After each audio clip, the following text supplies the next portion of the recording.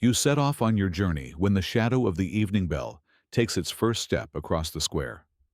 The cobblestones still hold the day's warmth, and this warmth rises through the soles of your feet, calmly, steadily, as if someone has placed a kind, heavy shawl on your shoulders. You are not in a hurry. The road knows you by name and isn't going to disappear if you walk a little slower. Behind you, a small town remains. Windows with lights, low roofs, the flower dust that still hangs in the air near the bakery.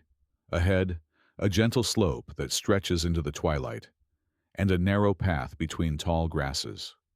You are alone, but this isn't emptiness, or a loneliness that hurts. It is spaciousness, a quiet room inside you where you can now put the day on shelves and find a place for every word. Your stride evens out. Your foot presses into the ground and returns an echo. This echo soothes you just as much as the steady hum of wheels on a distant cart. Tucked into your belt is a small bag with bread and dried berries, and over your shoulders, a cloak that remembers the morning dew but has now dried and become lighter. The air is clean, transparent. Even simple things in it sound clearer. The rustling of grasses, the crackling of a dry twig, the whisper of a thread on your cloak. Above your head, the first star appears. It doesn't rush to light up brightly. It simply is, a small point of peace. You look at it as if you're seeing it for the first time, and from this gaze it becomes clear. The night doesn't hide anything. It only mutes the unnecessary to leave the essential. A shallow stream flows beside the road. The stones in it are smooth and warm, and the water runs carefully, as if not to lose its own song. You kneel down, scoop the coolness into your palms, and it doesn't bite with teeth. It only touches, restoring balance. Sip by sip, a silence appears in your throat, and this silence teaches you to breathe more slowly. Your cloak rustles as you climb the hill. In the distance, the road to the pass glows, soft, like a ribbon woven into the dark braid of the forest. Somewhere high up there on the ridge stands a roadside post with a sign, and you already imagine touching it with your palm. Not to prove anything, but just to give thanks that the path has held your step. The slope smells of mint, crushed underfoot, and this scent, slightly tart, settles in your chest like a gentle answer to a question you didn't ask aloud. You pass a small shepherd's yard. The sheep in the pen quietly shift their weight, and the air is imbued with a milky gentleness. On the fence, bunches of herbs are drying: sage, St. John's wort, thyme. The wind touches them, and they chime silently, like little bells that speak only to the night. An old dog sits on the doorstep. It lifts its head, looks at you without a question, and then rests its muzzle on its paws again. Everything here is understood without words, and from this understanding, your heart grows wider. Further on, the path enters a grove. The branches hang low, but they don't get in your way. The leaves smell of pollen and a darkness that tastes a bit like linden honey.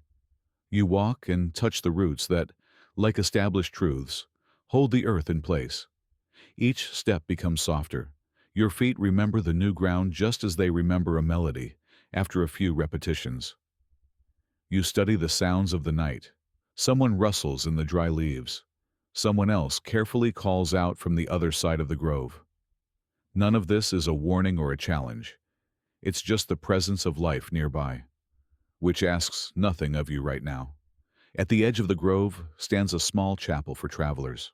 Its door is ajar, and a scent of wax and old wood wafts through the crack. You don't go inside.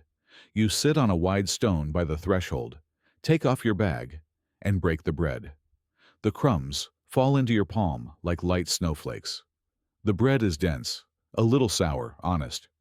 One of those that satisfy hunger without a fuss. You wash it down with a sip of water, hear a quiet warmth spread in your stomach, and allow your shoulders to drop a little lower. The fatigue that had been walking behind you sits down beside you and stops pushing. From the hill, you can hear the bells of two villages calling to each other in the valley.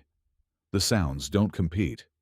They seem to toss a golden ball to one another, and it flies through the dark air, leaving a thin trail. You look at the road that stretches on into the darkness, and don't worry about the distance. A long road doesn't bite when you walk it steadily. You wrap yourself in your cloak, lean your back against the warm stone, listen to the earth breathing beneath you, and from this breath, the rhythm of the night slowly takes shape. You decide to walk a little further, to the dwarf pine at the bend that marks the border between the village and the mountains. When you reach it, you touch the rough bark, and it feels as if the tree responds with a slight tingling in your fingers. Beside it stands a roadside post with a carved sign, a simple cross, and an arrow. You run your palm over it, as if over a thread that leads deeper into the darkness, and you give thanks that someone once placed this marker right here. This, too, is a kind of care, invisible but palpable. The wind has calmed. The night holds steady, like water in a bowl. You find a low rock ledge, spread out your cloak, and rest for a moment. The sky above you thickens with stars. They don't burn. They glow patiently. One of them winks at you, and you smile back just as patiently. Your breathing slows, and your thoughts stop demanding solutions and begin to simply sit beside you, like quiet companions. You take out a small spool of cotton thread and a thin knife. In a rough notch in the dwarf pine's trunk, you tie a knot, not as a sign for others, but as a talisman for yourself. I stopped and listened here. The thread is light, and in the darkness, it's almost invisible. This is good. Some things are meant to work silently. You put the knife away, carefully take off your bag, and adjust the strap on your shoulder. These small movements gather your body together, just as kind words gather a thought. The road leads on, and a rocky crunch begins to sound softly under your feet. The forest thins, and the air becomes clearer and cooler. Somewhere up high, beyond the ridge, there might be a watchtower. Not for alarm, but for guidance. On nights like this, the stone smells of iron and unfallen rain. This scent is magical yet familiar, like the memory of a first morning in a desperate city where you once woke up and decided to start over. At the pass, you find a shelter for travelers, small, made of stone, with a low door. It's dark inside, but not empty. The silence here has weight and form, like a folded blanket. On the bench lies a coarse woolen blanket, and in the corner, a clay jug. You carefully set down your bag, push back your hood, and your ears suddenly hear what was hidden by the wind. The distant rustling of rain beyond the mountains, as if someone is turning over a large sheet of canvas on a table. You pour a little water into a bowl, just to watch it sit, steady, without a ripple. You dip your fingers and listen, as the coolness enters your palms, as if a sage is speaking slowly and attentively. The shelter smells of stone and dry herbs. Someone once left a bunch of thyme here. You take a few leaves, rub them between your fingers, and the air immediately warms with the scent of summer.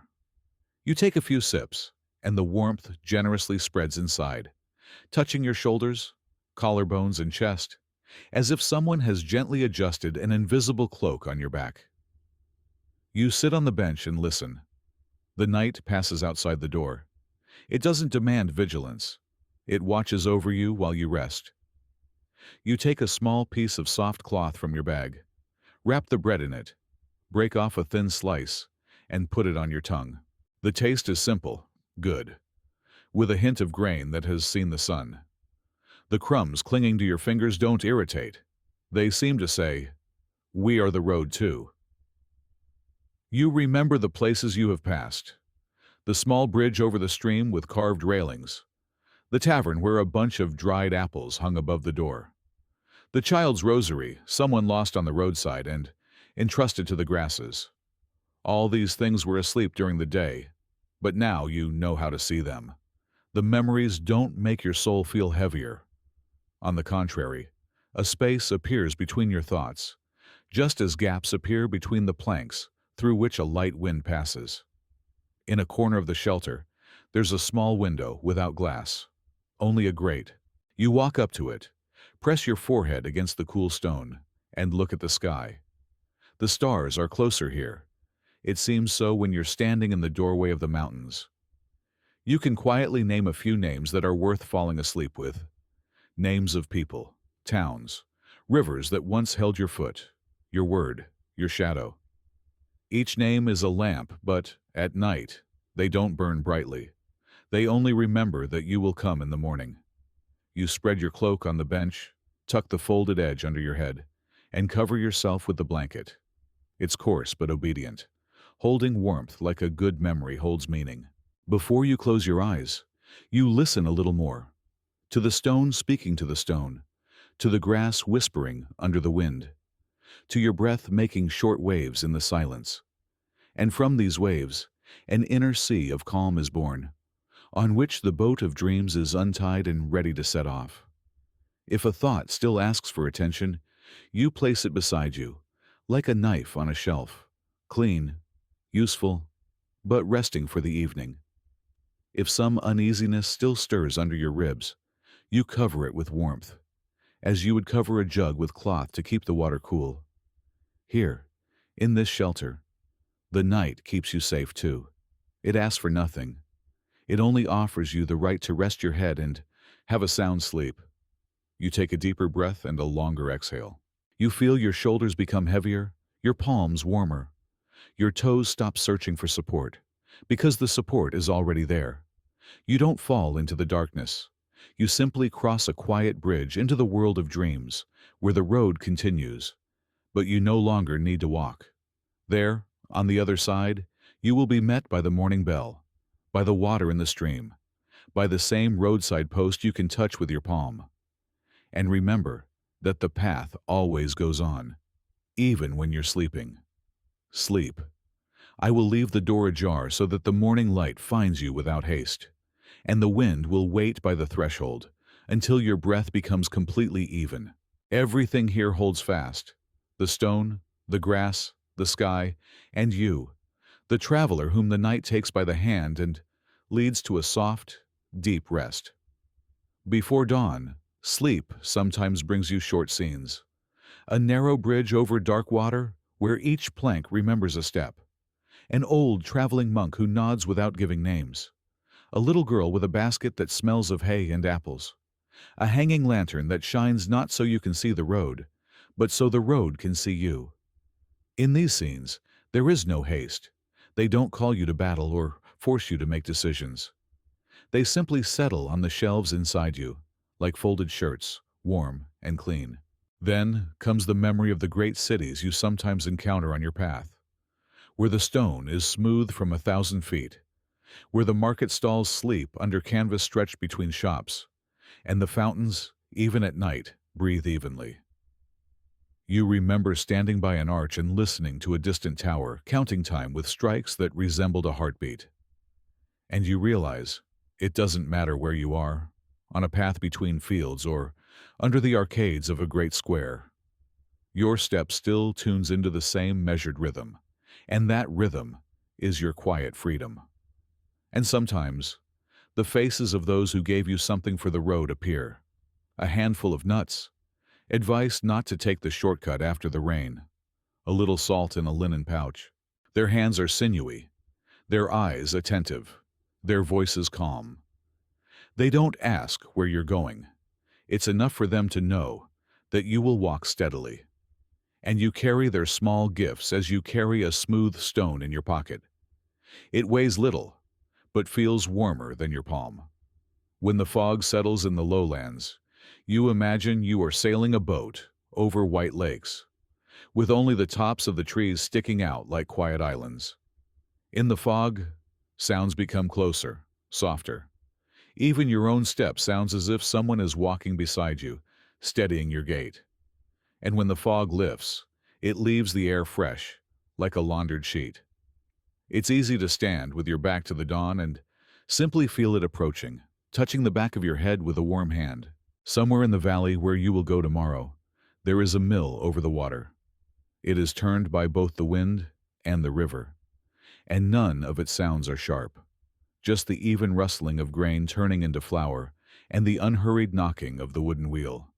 There, you will be treated to a spoonful of warm soup and a small piece of cheese. There, in the corner, herbs are drying on a string, and from this, the whole room smells of the field. But that will be in the morning. For now, it's just the night, and you are in it like a note in a quiet melody. Morning finds you not through a window, but through a scent. The stone in the shelter smells of damp air and fresh grass, as if the night has opened an invisible door and let a thin, gentle dawn into the room. You open your eyes, and for a while you just lie there, listening to everything around you slowly gathering for the day. Somewhere in a crack, the wind sighs. Outside the threshold, a drop of water rolls down a stone. Far, very far away, in the valley, a bird wakes up and says its first word of the morning, short, restrained, but confident, like a sign. It's time to get up. You sit up, adjust your cloak, fold the blanket, and look around the shelter. It's the same as yesterday, but now there's more space in it. The day has taken off its dark cloak and allowed you to see the lines more clearly. There is still water left in the clay jug. You wash your face and feel the coolness intelligently tracing a path from your forehead to your chin, leaving clarity in its wake. Your hands also drink the water, and your palms seem to give thanks for this simple morning ritual. The door opens with a quiet creak, sensible, like an elder's advice. The horizon comes out to meet you. It is still low, pale, but it already holds the promise of light. You stand on the threshold and take a few deep breaths, so that the dawn can enter inside and arrange itself on even shelves. Then you lift your bag, check the straps, and tighten the knots, not out of distrust, but out of respect for the road. When the body is ready, the thoughts follow on their own. You take the first step, and the day begins. The path leads downhill to a narrow plateau, where the grass is thick and springy. Each step echoes with a soft whisper, as if the earth is saying, "You are light." On the edge of the plateau stands a small, stone pillar overgrown with moss. On it, a scratched circle with an arrow inside, a sign that points not so much to a direction, but to the nature of the movement. Don't rush, don't grab for the horizon, but allow it to come to you. You touch the moss. It is damp, cool, kind, like a fleece that has gathered the dew. Further on, the road enters a pine forest. It smells of resin and shadow here. The needles on the ground lie in a thick carpet, and your feet walk softly, as if on warm wool. High up, between the branches, the morning light dozes, spilled out like milk in a bowl. You listen for the rare crackling of bark, for the distant tinkling of bells on the necks of goats. Their shepherd must have led the flock to the rocky shelves above the cliff. This sound is not a call or a command, but a marker of presence. Life is here, calm, and occupied with its own business. After the pines, a rocky section begins. The path narrows, running between boulders, sometimes intertwining with a stream. The water here is conscious, attentive. It doesn't struggle. It knows how to negotiate with the stone and always finds a cool way. You walk beside it, and both paths, yours and the water's, go parallel, sometimes drawing closer, sometimes moving apart, like two lines in a book that are read at the same time. When the path crosses the stream, you pause on a flat stone, allowing the water to lick the edge of your soul, a small sign of mutual attention. At the bend, a wooden chapel shelter for travelers appears, decorated with carved leaves. On the banisters of the bench are marks from a knife, carved into squares, as if someone once measured the days here. Inside, a small pouch of herbs hangs, thyme and wormwood. Someone left it as a protection from fatigue, and from it, the whole space smells of a warm field and a bitter step at the same time. You sit down, untie your bag, take out a dried pear and bread. The sweetness of the pear echoes in your temples with a soft light. The bread restores balance. You eat slowly, feeling each bite putting your thoughts back in their place. When you leave the shelter, the sun is already showing its shoulder over the mountains. The light caresses the stone, emphasizing the small cracks, and they come to resemble faint smiles. A single cloud drifts across the sky, very slowly, so that you have time to remember its outline. A slice of bread, a boat, a hand covering its eyes. You smile and walk on, holding this moving yet peaceful shape in your memory. An hour later, the path releases you onto a high ridge. On one side is a valley with light fields. On the other, the blue depth of forest that stretched to the very horizon. The wind here is wise. It doesn't push you from behind, it just catches its breath with you. You stop to take a few sips of water and allow your eyes to do their slow work, to note the river, which glints like a thin thread, to notice the road that stretches from the mill to the bridge, to see the smoke that rises evenly from someone's morning fire. This cartography brings a sense of calm, as if someone has unfolded a map on a table and said, "You are already on it." On the descent, you come across a small workshop by the road. Under a canopy, wheels of different diameters, hoops, iron nails, and shavings are neatly arranged in wooden troughs. The craftsman, a burly and silent man, sits on a bench and smooths the rim of a new wheel with his palm, checking if it is even. He nods at you without words, and you nod back. In this nod, there is all the necessary conversation. The path continues, the work continues, the day continues, and it is good. Next, a village. It's not large, but it's laid out in a way that makes the street feel soft. Low houses look into the yard, and the yards look into the sky. On the doorstep of the bakery, there is a warm body of air in which the smell of rye floats. The baker takes a loaf of bread from the oven with a single movement. It is still singing with a thin crackle. He will cut you a crust, not as charity, but as a greeting for one who walks. You hold it in your hands and the warmth slowly passes into your fingers. At this moment, it seems that all the roads of the world converge in the smell of a fresh crust. In the square, in the shade of a linden tree, sit three old people. They are silent, watching a woman fill jugs with water at the well. The water chimes against the clay, like copper coins in a box that is not closed. Because they trust their neighbors. A small boy chases a wooden hoop. This hoop knows a circle better than any compass, and from its steady roll, a light smile appears in your chest. You sit in the shade, eat the crust, and swallow slow sips of coolness from a mug that was shared. The taste of the water is simple and clear, like the word "thank you." From the village, the road goes into the field again, but with a different rhythm. Even boundaries, haystacks, threshed strips that smell of straw. From here, you can see the mill you thought about last night. Its wings turn wisely, neither fast nor slow, just as the grain needs, not a person in a hurry.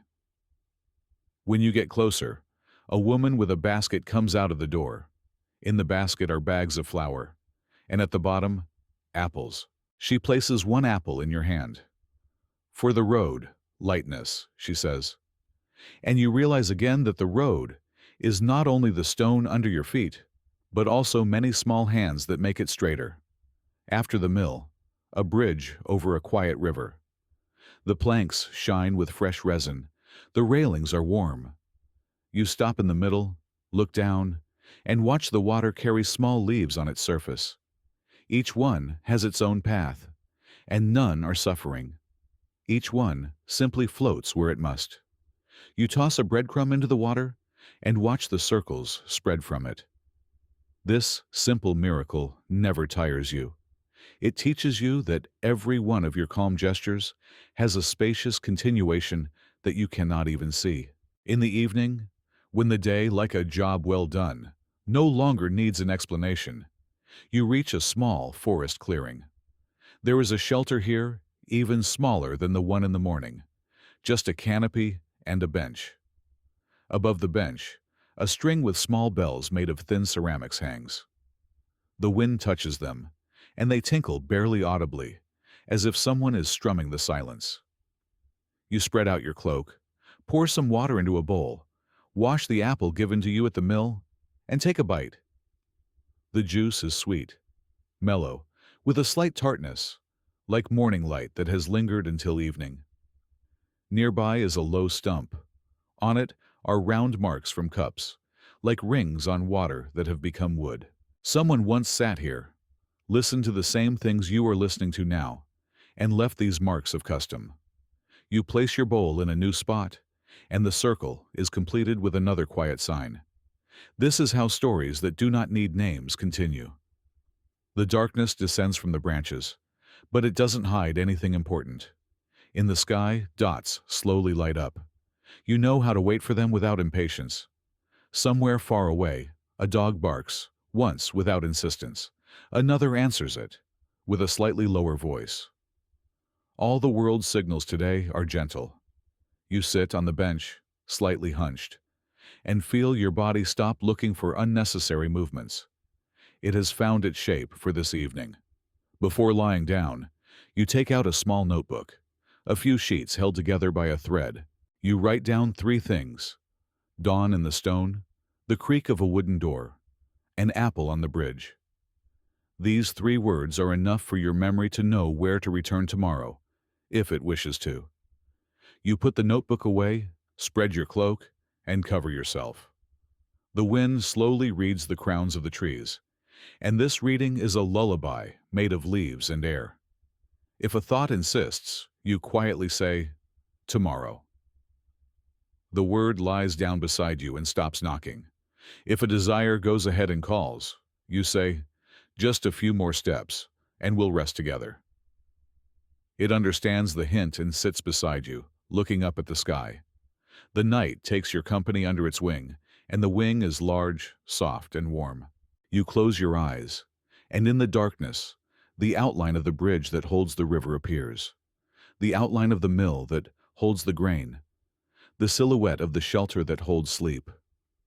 Everything falls into a steady system of supports, one that requires neither proof nor effort. You take a longer exhale, and it feels as if you are not exhaling air, but the day's dust that has already done its job. After that, there is enough space inside for a quiet sea, on which the boat of dreams is standing by the shore, but ready to cast off. Sleep soundly. The bells on the string will tinkle rarely, just to indicate that the world has not fallen too deeply asleep. It is standing watch for you. Tomorrow, the road will say its name again and touch your foot with a kind step. And today, let everything simply be nearby. The water, the wood, the stone, and you, the traveler who has learned to walk as if already at home. As sleep approaches, quiet images sometimes appear, not memories or dreams, but something in between, like footprints on a damp path. Here is a cart standing under a canopy covered with canvas. The canvas sways slightly, as if it's breathing. Here is a narrow ravine where mint grows. You run your finger along a leaf, and the scent remains on your skin, like a light sign. Here is a window with a tiny stained glass pane. A few colored pieces of glass catch even this modest evening light, and from it, a quiet rainbow appears in the darkness. Then, a rustling is heard. A hedgehog is walking through the grasses unhurriedly and without hiding. The world here doesn't hunt you or run from you. It lives nearby. And this kind of closeness is more soothing than any words. You remember how the craftsman in the daytime was stroking the rim of the wheel with his palm, and that round shape is now no longer wood or iron, but your steady pulse, measuring time gently and confidently. On the verge of sleep, you seem to hear the conversation of things. The bench says, "I hold." The canopy says, "I cover." The bell says, "I remind." And you answer them with your breath, which grows longer. In this conversation, there are no metaphors, only function from which peace is born. For when everything does its simple job, it is easy for a person. Another scene emerges in the darkness, the road that will go between the barley fields in the morning. The ears of grain will stand evenly, and their shadows will fall, as if someone has combed the field.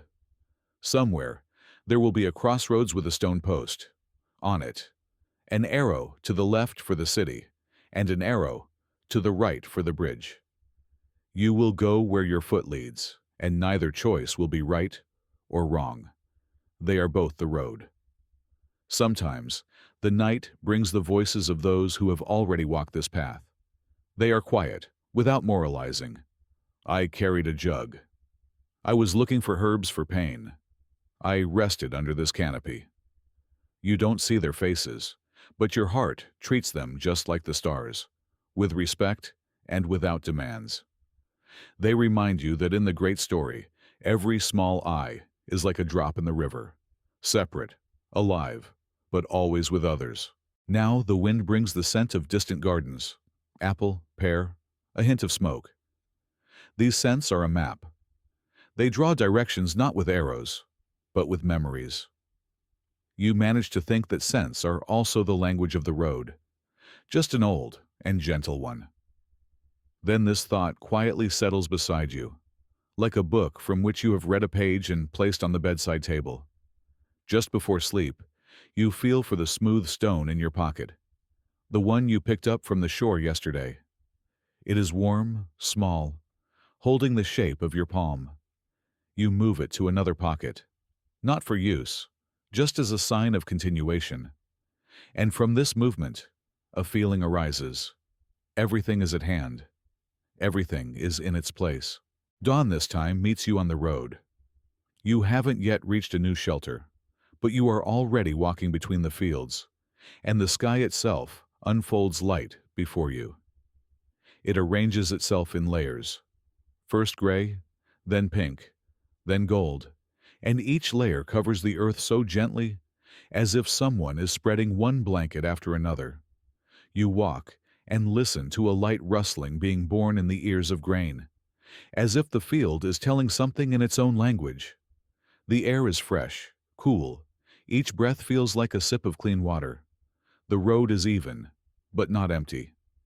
A cart moves slowly along it, a donkey cart with high wheels.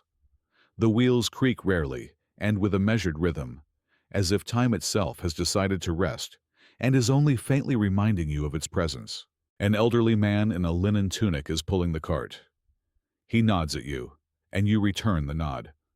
Words are not needed because the road itself is a conversation. You watch his gait and understand. Every step in this world has the same value. A step for bread, a step for a prayer, a step for rest. A few hours later, you approach a small town.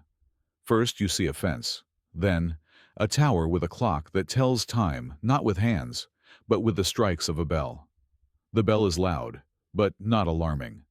It seems to say, the day has begun. A guard sits by the gate. He leans on a spear, looking through you and beside you at the same time. You pass, and he doesn't stop you. The road recognizes the road. In the town, everything is alive with slow labor. Women carry bread and fruit to their stalls. Bunches of onions hang on strings, smelling sharp and sweet at the same time. The air carries the ringing of hammers. A blacksmith is adjusting a horseshoe for a horse. All these sounds do not create noise, but seem to weave into a single fabric. The day is preparing itself for the evening, and you can hear it in every movement. You stop by a spice shop. On the table are clay bowls with seeds, leaves, and dried flowers. The scents come in waves: warm cumin, tart rosemary, soft lavender. You inhale, and it feels as if these scents are telling stories of distant shores, of caravans, of suns that rise and set to a different rhythm. The vendor smiles, gives you a pinch of an herb to put in your pocket for good luck. You thank him and feel the small gift making your bag lighter. Further on, you walk to the square. There is a well with a crane here. The water is a mirror, and when you bend down, you see your reflection. A little tired, but bright. You take a sip, and the coolness tangibly becomes a part of you. Children are playing by the well, throwing a twig to each other, laughing loudly and genuinely. Their laughter settles on the stone like fine rain and spreads in waves through the air. You catch one of these waves and carry it with you. A little to the side, an old man sits, playing a simple flute. His melody is uneven, but it is precisely this unevenness that makes it alive. You stop and listen. A few notes, a few more. And it's as if everything in your head falls into place. Memories, plans, silence. The old man doesn't look at you, but the music seems to say, "Don't be afraid to go on." And you take another step. Noon meets you outside the city walls, in the meadows. Horses are grazing here. Their manes ripple in the wind like golden banners. You can smell the grass, feel the warmth of the sun, and hear the steady drumming of hooves somewhere in the distance. All of this doesn't blend into a noise. It breaks down like chords that sound together, but each holds its own note. And among these notes, your step is also music. Next, the forest. It is deep, dark, but not menacing. There is a coolness in it, like a sip of shade after a hot day. It smells of moss and water here. The ground is soft under your feet as if on a pillow. You hear water dripping somewhere, steadily, drop by drop. This rhythm is soothing. You stop by an old oak tree, touch its bark. It's rough, warm, like a friend's palm. You inhale the scent of the wood and feel that this is the touch of history. The oak has seen hundreds of such travelers, and it has given everyone the same thing, the feeling that you are not alone. As evening approaches, the road leads you to a hill. There, a small chapel with a narrow window stands. A candle burns inside. The light trembles, and this trembling is like a breath. You sit by the door, open your bag, take out an apple, and take a bite. The juice is sweet, like a peaceful day. A pilgrim passes you. He greets you with the word peace, and you reply with the same. In this exchange, there are no obligations. Just a simple fact. I see you, you see me. You lie down on your cloak against the wall of the chapel. The stone beneath you is warm from the sun. In the sky, stars light up one by one. They don't shine brightly, but patiently. The wind brings the scent of hay from the valley. You listen to something quietly moving in the grass. Not danger, but simply a presence. The world says to you, "I am here." And you reply, "I am too." You fall asleep slowly to the sound of the flute that is still echoing somewhere in your memory. And sleep accepts you as the field accepts the morning dew, without haste, but completely. You wake up for a short time in the middle of the night, from the wind touching your face. The sky above you is thick, like ink, and the stars in it look not like dots, but like little doors. You look at them and feel that each one is open. You just need to dare to enter. But sleep gently places a hand on your shoulder and says, "Tomorrow." And you close your eyes again. Morning in the town begins with a bell. It is soft, rolling down the streets, knocking on the window shutters, reminding you the day has come. You get up and walk through the narrow streets. It smells of fresh bread here, and also of cheese cooling in the cellars. Somewhere you can hear the splashing of water. A washerwoman is beating laundry on a stone. Her movements are rhythmic, like the strikes of a clock. The whole town seems to be setting its day, like a musician tuning strings. You go out to the market. The colors here are louder than the words. Blue fabrics are hung on ropes. Red apples gleam in the sun, and yellow grain is poured into bags. People speak quietly, but move in harmony. Someone takes a handful of peas. Someone exchanges eggs for a candle. All these small exchanges create a sense of great balance. Everyone gives something. Everyone receives something. And as a result, the world stands more firmly. You stop at a honey stall. In the clay pots, it is golden, thick, and smells of summer. The vendor breaks off a small piece of honeycomb and hands it to you. The sweetness dissolves on your tongue slowly, like the sun setting behind a hill. You say thank you, and at this moment, you feel that sweetness is also a language. And it says, You are in the right place. Further on, your path leads to a bridge over a wide river. The water shines like a mirror, but it doesn't show your face. It shows the sky. And when you look down, it seems as if you are walking on clouds. The planks under your feet creak, but the creak is gentle, like the whisper of an old friend. You stop in the middle and stare at the current for a long time. It is calm, confident, and from this, your breathing evens out. On the other bank, you find a small garden. Plums, pears, and apple trees grow there. The fruits are still green, but they already smell of the future. You sit under a tree and feel the earth is warm from the sun. Here, silence finds you, but it is not empty. It is filled with the rustling of grasses, the crackling of bark, the gentle buzzing of bees. All this together sounds like a lullaby composed by the world. As the day leans toward evening, you walk out to a large field. On the horizon, a new town is visible. Its walls are gray, but in the evening light, they seem golden. You walk slowly, and each step sounds like a heartbeat. By the gate, a woman stands with a basket of grapes. She holds out a cluster to you, dark, ripe, heavy. You take it and understand. Hospitality is also a road, only it leads to the heart. In the evening, you enter an inn. It smells of smoke and meat roasting over a fire. People sit at tables, talking quietly. Someone is playing a simple melody on a lute. You sit in a corner, eating soup and bread. Each spoonful is peace. Each spoonful is the feeling that the day has ended properly. You listen to the music and feel it slowly extinguishing the noise of the road within you. The night in the inn is quiet. The bed is hard, but warm. Someone else is snoring nearby. It doesn't bother you. It reminds you, you are not alone. The world sleeps beside you. You close your eyes and feel sleep arriving, like the moon rising over the roofs. Morning finds you on the road again. This time, you leave the town through the eastern gate. Beyond them, a road that stretches between vineyards. The vines are arranged in even rows, their leaves catching the sun, and from them, the shadows fall, as if the ground has been covered with lace. The air smells of grape juice and earth.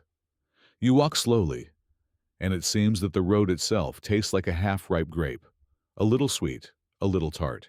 The path then leads you to a monastery. Its walls are high, but not severe. Carved grape clusters and ears of grain are on the gates, symbols of peace and labor. Monks are working in the garden. Someone is watering herbs, someone is pruning branches. They don't pay attention to you, but you can feel that their silence is welcoming. One of them holds out a mug of water to you. You drink and realize, this water is no different from spring water. But here, it seems especially pure. In the monastery, there is a scriptorium. Through the window you can see someone writing with a quill on parchment. You don't hear the words, but you feel the rhythm of the writing, slow, attentive even. And it seems to you that this rhythm is similar to your step. Line by line, step by step, everything is forming a story. And even if no one reads these lines, the work itself is already a completion. Evening finds you by the river. On the bank stands a mill, its wheel turning steadily. It smells of grain and wood inside. You are given a piece of bread and a slice of cheese. You sit on a bench by the door, eat, and listen to the water singing its endless song. It neither rushes nor stops. Its rhythm is the best lullaby. When it gets dark, you find shelter under an oak tree. The leaves rustle quietly, like the pages of a great book. You wrap yourself in your cloak and look at the stars. They shine as if each one is saying, you are walking the right way. And from this, a light enters inside. You close your eyes and fall asleep, feeling that the road continues even in your dreams. Before dawn, you wake up from the smell of a bonfire. Someone has lit a fire nearby, and the smoke settles in the air in even waves. You get up, watch the sparks rise to the sky and think. Each spark is a small journey, short but full. You lie down again and let sleep take you. At dawn, the road calls again. You walk through meadows where the grass reaches your knees. Dew glistens in it, and each drop is like a tiny mirror. You look into them and see the sky, and it seems that these mirrors multiply the light so that there is enough for everyone. Your steps are even, and the grass steps back gently. At noon, you find an inn. It smells of fresh bread and honey. The innkeeper places a wooden bowl of soup in front of you.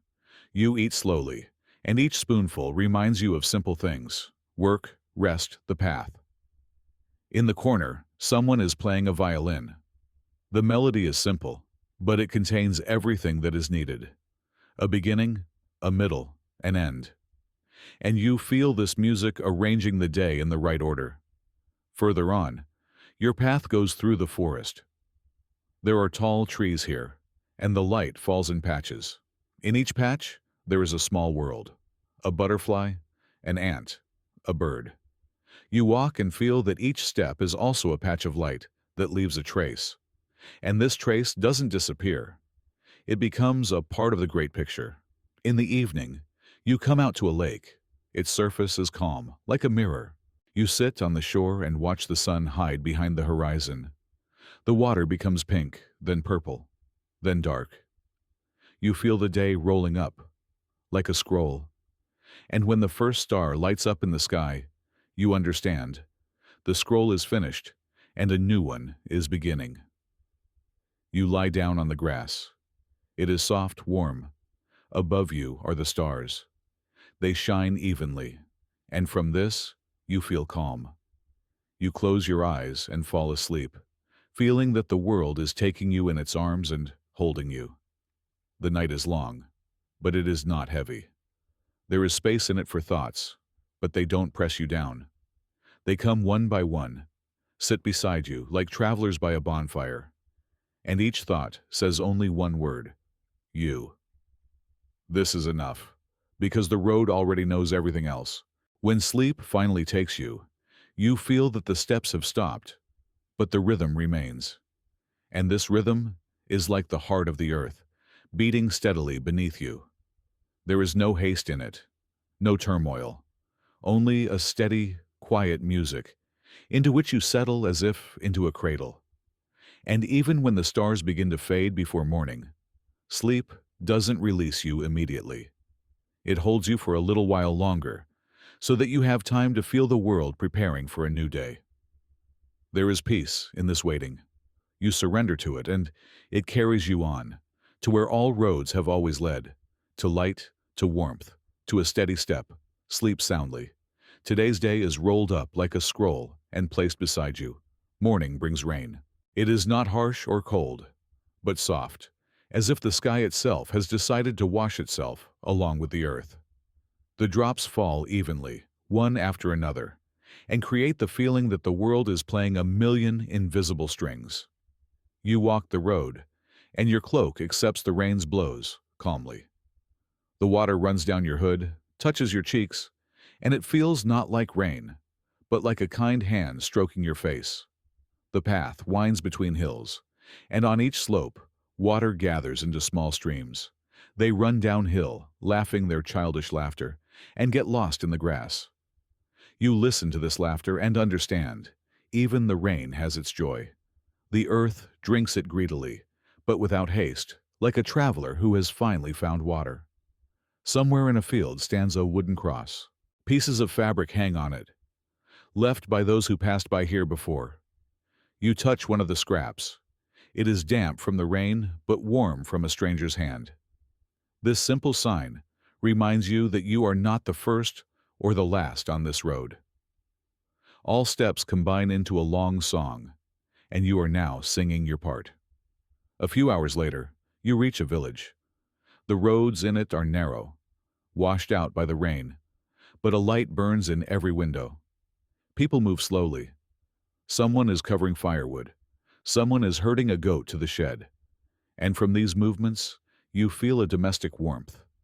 You walk past a bakery. It smells of fresh bread. The baker smiles and offers you a crust. You take it, and it's warmer than your hand. There is something more than food in this warmth. It's a part of home that is being shared with you. In the center of the village, there is a well. Children are laughing, throwing stones into the water. Each stone creates circles, and it seems that the whole well is turning into a map where there are no borders. You bend down and drink the water.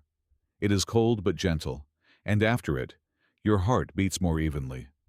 Further on, the path leads through a forest. The rain sounds different here. It taps on the leaves, drips on the moss, and chimes on the branches. And each sound adds to the overall melody. You walk slowly, inhaling the scent of damp bark, listening to the birds calling to each other, even in bad weather. There is no sadness in this singing, only life. Deep in the forest stands a chapel. Its walls have darkened with time and rain, but the windows are lit. A candle burns inside. You go in, and the warmth of the flame immediately embraces you. A clay jug with water sits on a bench. You take a sip, sit down, and listen to the silence. It is deep, like a well, but not empty. In this silence, you hear your own breath merging with the rain. When you leave, the rain subsides. The sky opens up, and light breaks through the clouds. It falls on the road in golden patches. You walk on these patches, as if on a carpet. Each step sounds soft, like a note, and the whole path turns into a melody that you are composing together with the sky. At noon, you reach a monastery on a hill. Its walls are light after the rain, and the bells ring slowly, deeply. The monks greet you silently, but their eyes are clear. They show you a bench in the courtyard where you can sit. It smells of herbs and smoke here. One of the monks brings you a bowl of soup. It is hot, simple, but it spreads warmth throughout your whole body. You eat slowly, listen to the bells, and feel your heart entering their rhythm. In the evening, the monks light lamps. The light in them is not bright, but soft, as if the evening itself wanted to stay a little longer. You sit in the garden and listen to the crickets singing in the grass. Their song is even, endless. And it seems that it is this song that keeps the world from darkness. You lie down on a wooden bench, cover yourself with your cloak, and feel sleep slowly coming. It is gentle, like rain, and warm, like a candle. And you allow it to take you by the hand. You wake up in the middle of the night for a moment because a bell rings evenly and deeply. It is a night prayer, but it sounds not only for the monks, it sounds for you too. There is no alarm in these strikes. There is only a steady rhythm. They, like waves, roll in one after another and settle a stillness within you. You close your eyes again and feel that even sleep is listening to these bells. At dawn, you leave the monastery. The monks nod goodbye. In your hands you have a piece of bread and a few dried fruits. They gave them to you for the road. The road leads downhill into the valley. Fog settles between the trees, and it seems that you are walking not on the ground, but on clouds. Each step is quiet, and this peaceful movement helps your thoughts become even. You reach the river. It is wide but calm. A boat stands on the bank. An old ferryman sits, holding an oar. He doesn't ask where you need to go. He simply takes the oar and begins to row. The water spreads out in circles, and these circles disappear into the fog. The ferryman is silent, but his silence is not heavy. It is the silence of a person who knows the road of the river better than anyone. When you land on the other side, he nods, and you reply. This nod is like a seal. You have crossed another boundary. Further on, the path leads through meadows. The grass is tall, and you can hear crickets in it. Their song is even, without end, and from this, time seems calm. The sun rises higher, and warmth settles on your shoulders. You walk and feel that your body is moving in harmony with the day. No rush, only a steady rhythm. At the edge of the forest you find an old mill. Its wheel is still, but the windows are still lit. It smells of flour and wood inside. The miller invites you to sit down. He pours you a mug of milk and gives you a piece of cheese. You eat, and this simple treat gives you a feeling of home. Then you go outside and watch the sun touch the walls of the mill. They are warm, and from this, you feel warmth inside you too. The road goes into the field again. Sunflowers grow here. They turn their heads to follow the sun, and it seems that the whole world is looking in one direction. You walk among them, and their stems rustle like a quiet sea. There is a melody in this rustling that soothes the heart. In the evening, you approach a small village. People are sitting by a bonfire. They greet you and offer a bowl of soup. You sit down and listen to their conversations. They are simple. About the harvest, about livestock, about children. But there is something great in this simplicity. It is life that goes on. You eat, and the soup is warm and rich. It warms not only your body but your thoughts as well. Then you lie down under a canopy. The sky is dark, but the stars shine brightly. You look at them and feel that they are moving along with your breath. Each star is like a step, and when you close your eyes, it feels as if you are walking among them. At night, you dream of the road.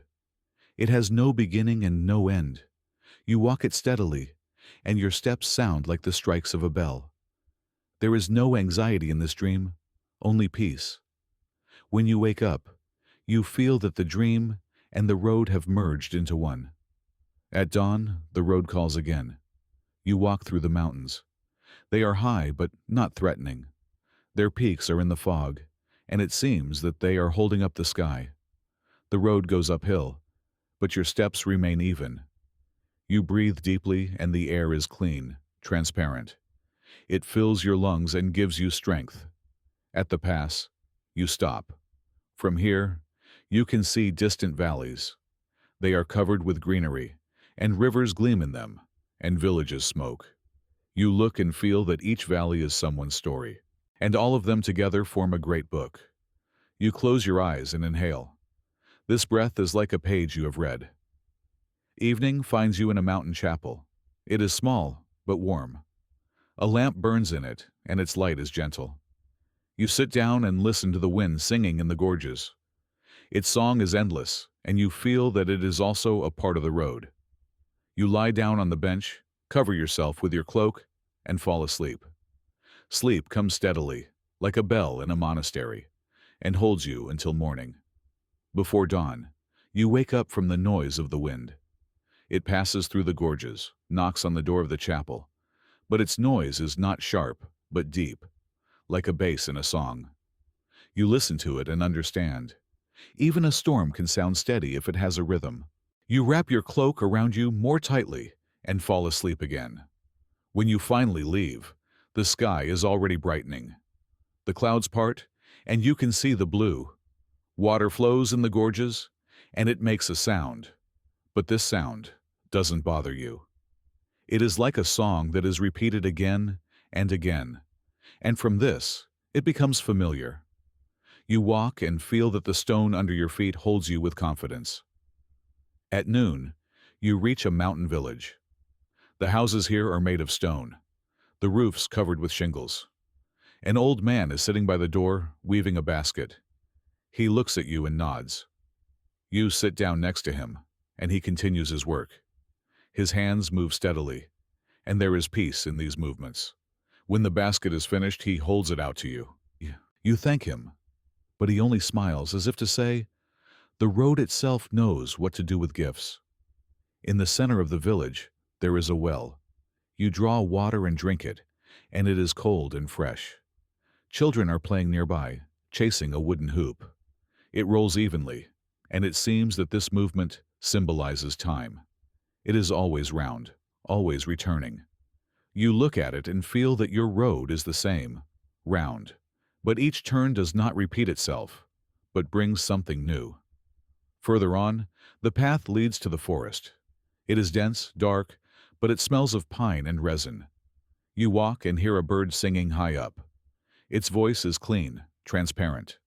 There are no words in this song, but there is meaning, to live steadily, day after day. You listen and understand. This singing is also a road. As evening approaches, you walk out to a large lake. Its surface is calm, like a mirror. On the shore stands a fisherman's hut. He comes out and greets you. He offers you a piece of bread and a fish that has just been caught. You sit together on the shore, eating in silence. The water makes a sound, and this sound resembles a lullaby. Then the fisherman goes to sleep, and you remain on the shore. The sky darkens, and stars light up one by one. They shine evenly, and you feel your breath adjusting to their rhythm. The night passes quietly. Only the wind sometimes passes over the water, and the waves touch the shore. You lie on the grass, covered with your cloak, and listen to these waves. They repeat themselves, but each is a little different. And from this, you feel, life is also like that. It has repetitions, but each one has its own nuance. Morning brings the smell of frying fish. The fisherman comes out again and shares his breakfast with you. Then you say goodbye and walk on. The road leads through fields where rye grows. It sways in the wind, and this movement is like waves. You walk and feel that the sea and the field have one song. At noon, you reach a large gate. Beyond it, a city. Its streets are narrow but clean. People are in a hurry, but their hurry is not alarming, but confident. It is noisy in the market, but this noise is like music. You listen to it and feel that, even in the hustle and bustle, there is peace if you find the right rhythm. You enter a temple. It smells of wax and stone there. Light falls through the stained glass windows, and each color falls on the floor in a separate spot. You sit on a bench and close your eyes. In this silence, you hear your own breathing. It is even, and this is your bell. The evening in the city is warm. Musicians are playing in the square. Their melody is simple, but it fills the air. People listen. Someone dances slowly. You stand to the side and feel that this music is woven into your road. You walk on, and it continues to sound within you for a long time. When you finally find shelter, the night is already dark. The room smells of smoke and old wood. You lie down on a bench, cover yourself with your cloak, and feel sleep coming. It is gentle, like the music in the square and even like the bell in the temple. You fall asleep, and the road continues in your dreams. Before dawn, sleep brings you images. The stone on which the old man sat, the basket he wove, the bell that rang at night. All these things are simple, but together, they form a story. You understand, the road not only leads you forward, it also gathers traces behind you. And these traces remain, even if you walk on. When it brightens, you walk out beyond the city walls. The road goes into the field. Poppies grow there, red and bright. They sway in the wind, and it seems that they are small lights. You walk among them and feel that even the smallest flower can shine. This world doesn't demand proof. It simply is. At noon, you sit under a tree. Its shadow is cool and fresh. You eat a piece of bread that was left from yesterday. It is hard, but it still smells of rye. You eat and feel. Even simple bread can be a celebration if you share it with the road. When evening approaches, you find an old bridge. Its planks creak, but they hold you with confidence. You stop in the middle and look down. The river flows slowly, and its mirror reflects the stars. You understand, even in the water, there is a sky. And this sky looks at you, just as gently as the real one. You breathe deeply, and feel that your breath is also a bridge between two worlds. Night finds you on the bank. You lie down on your cloak and look at the stars. They shine evenly, and from this, you feel calm. You close your eyes, and sleep takes you. The day begins early. You wake up to a bright sky, but the sun has not yet risen. The air is cool, transparent, and it seems that you can hear every movement in it. You get up, shake out your cloak, and walk on. The road is even and wide. It leads through a field. The grass is wet with dew, and each of your steps leaves a dark trace. But a few minutes later, it disappears. And from this, you understand. The road always accepts, but never holds. Bells are heard ahead. They are not church bells, but the bells on the necks of sheep. The flock moves slowly, and a shepherd walks beside it. He is young and a long staff is in his hands. He smiles when he sees you and nods. You stop, and he gives you a piece of cheese. The cheese is simple, but it has the taste of herbs and the sun. You say thank you and walk on. The bells continue to tinkle behind you for a long time, and their sound is like a memory. The road leads you to a hill. From here, you can see distant villages, rivers, and forests. All of this looks like a large map that someone kind has unfolded. You look and feel that each point on this map is someone's story, and you are a part of this story. You breathe deeply, and the air smells of earth and smoke from distant bonfires. A old stone stands on the side of the road. A cross and a few letters are carved on it. They are almost worn away, but you can still see them. You touch the stone and it is warm from the sun. This sign reminds you that roads have always been here, and that you are not the first to walk them. From this, a feeling of peace comes. The road is bigger than anyone, but it accepts everyone. At noon, you reach a village. The houses here are low, with thatched roofs. A woman is sitting by the gate, spinning wool. She looks at you and greets you with a nod. You stop by the well and drink water. It is cold and clean. Children are playing nearby, chasing a wooden hoop. From this, the village seems alive and warm. You sit in the shade, eating a piece of bread and cheese. Each bite is slow and even. This is a simple meal, but it fills you. Further on, the path leads through a field of rye. The ears of grain are high and rustle in the wind. This rustling is like the sea. You walk and listen to the waves passing by you. There is no anxiety in this sound, only rhythm.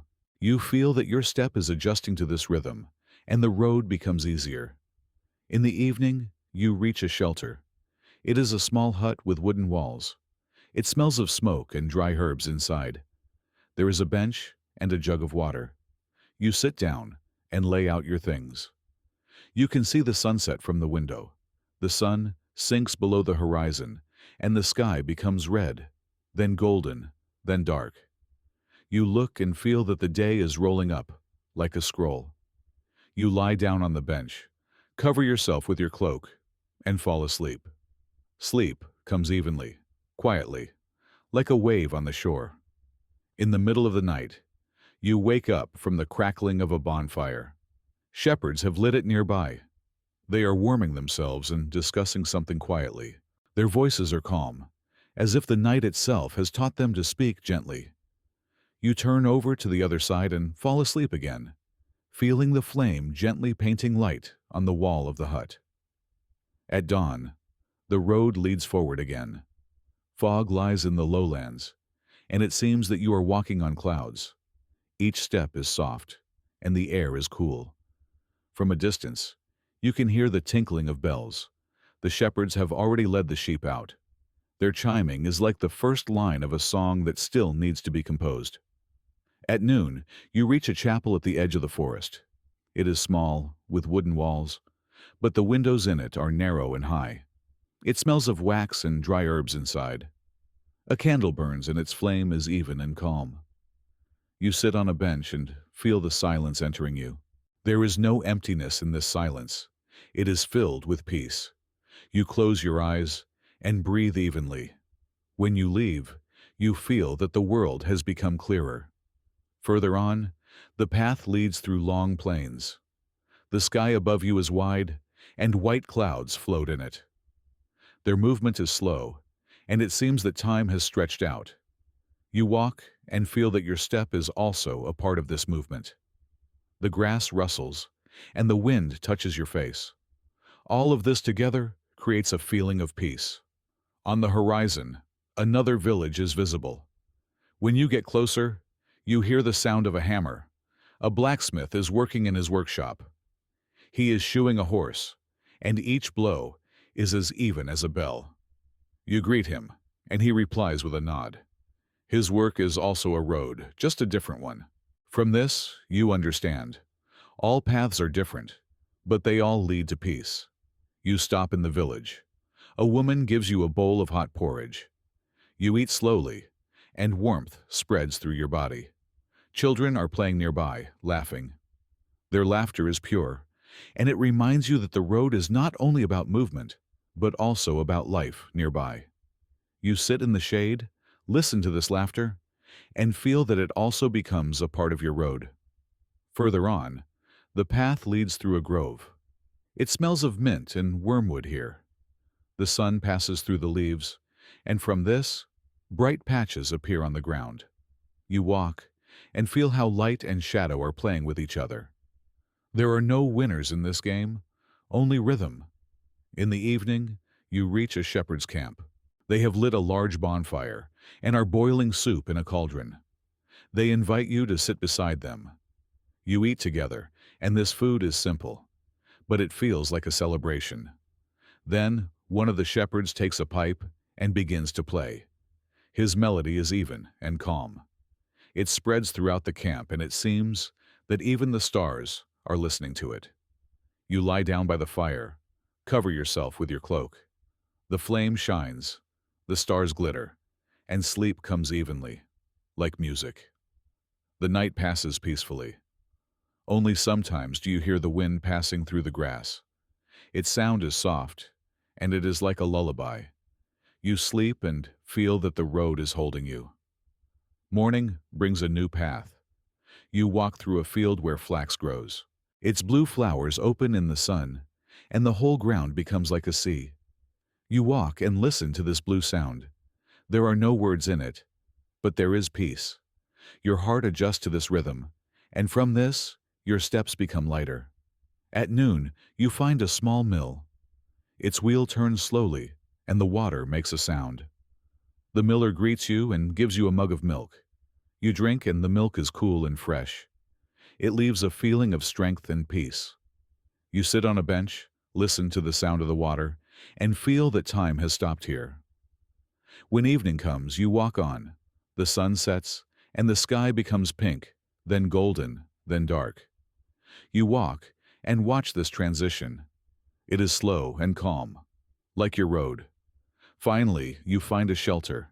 It is a small shed by the road. It smells of hay inside.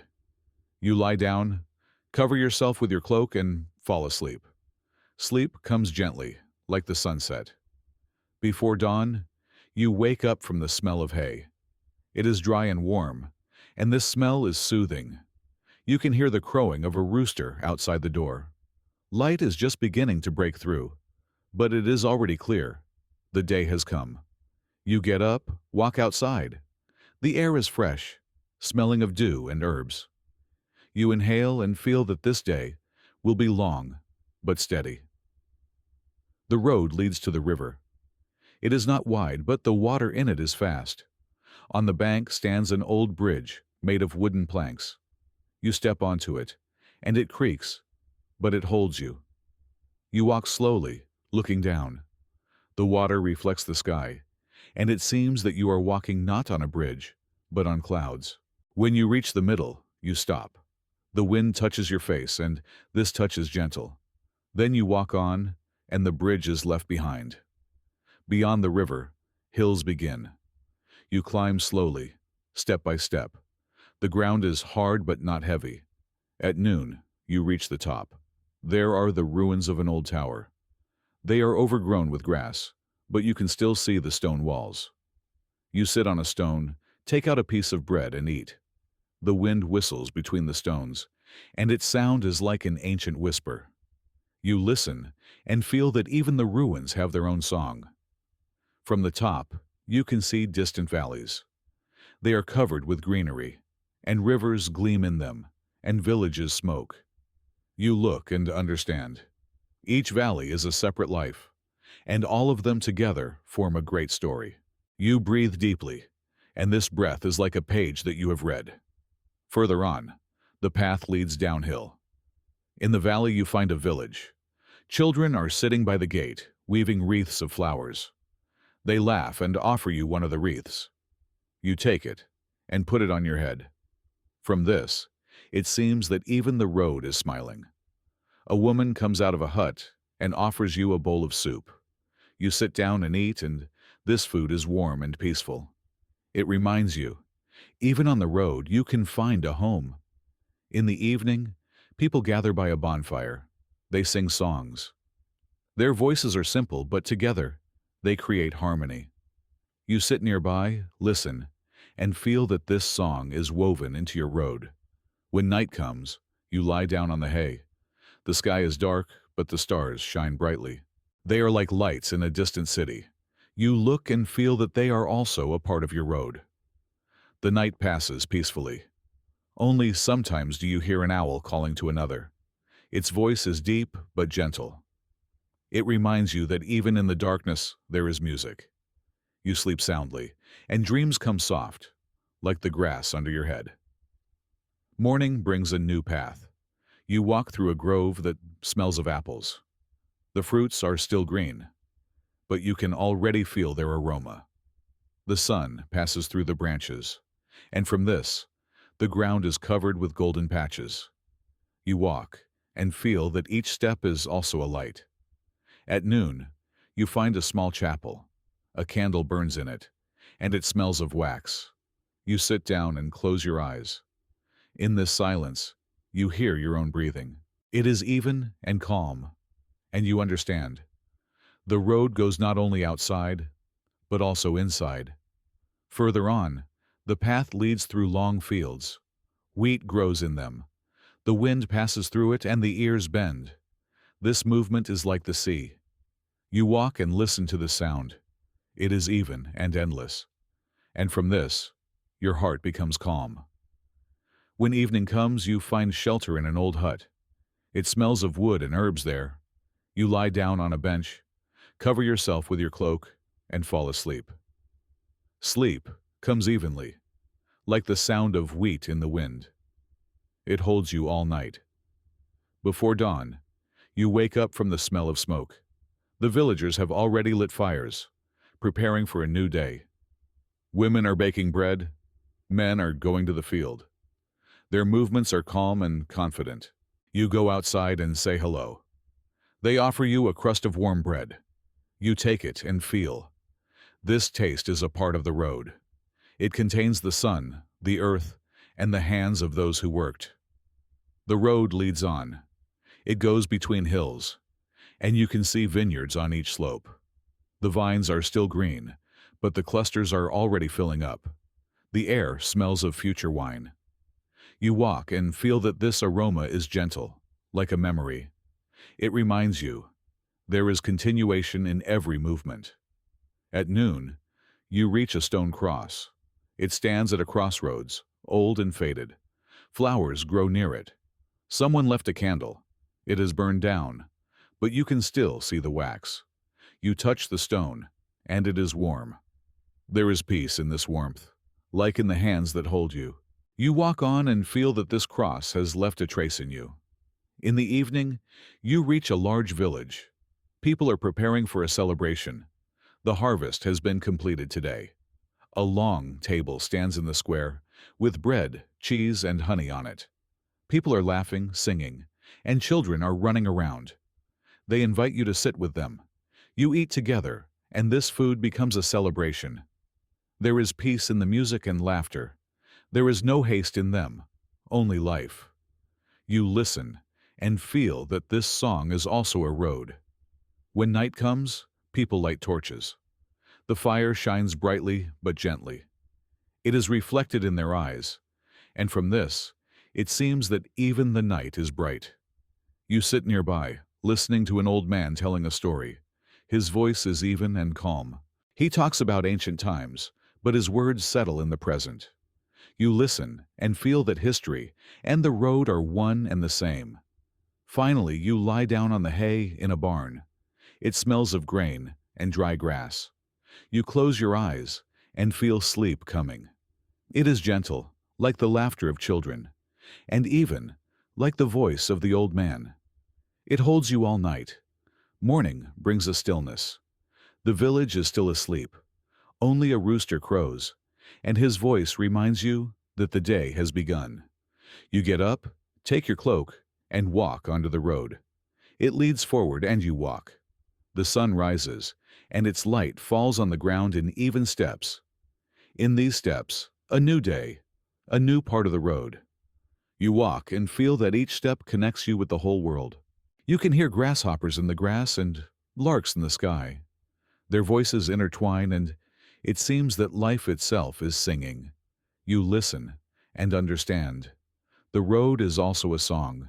It is endless, but each verse is special.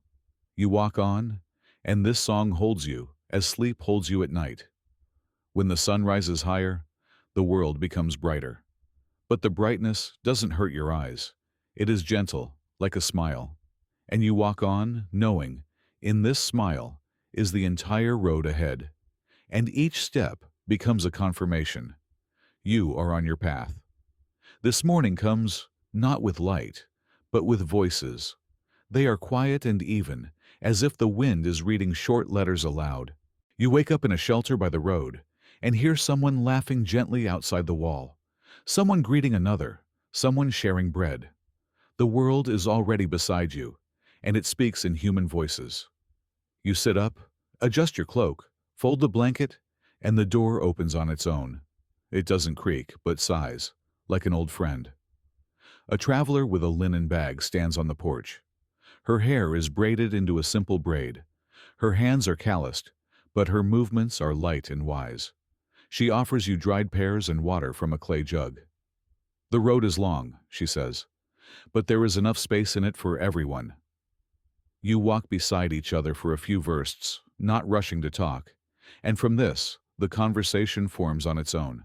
She tells you about a bridge over a great river, where the guard places a new bunch of mint on the railing every morning, so that the crossing smells of lightness.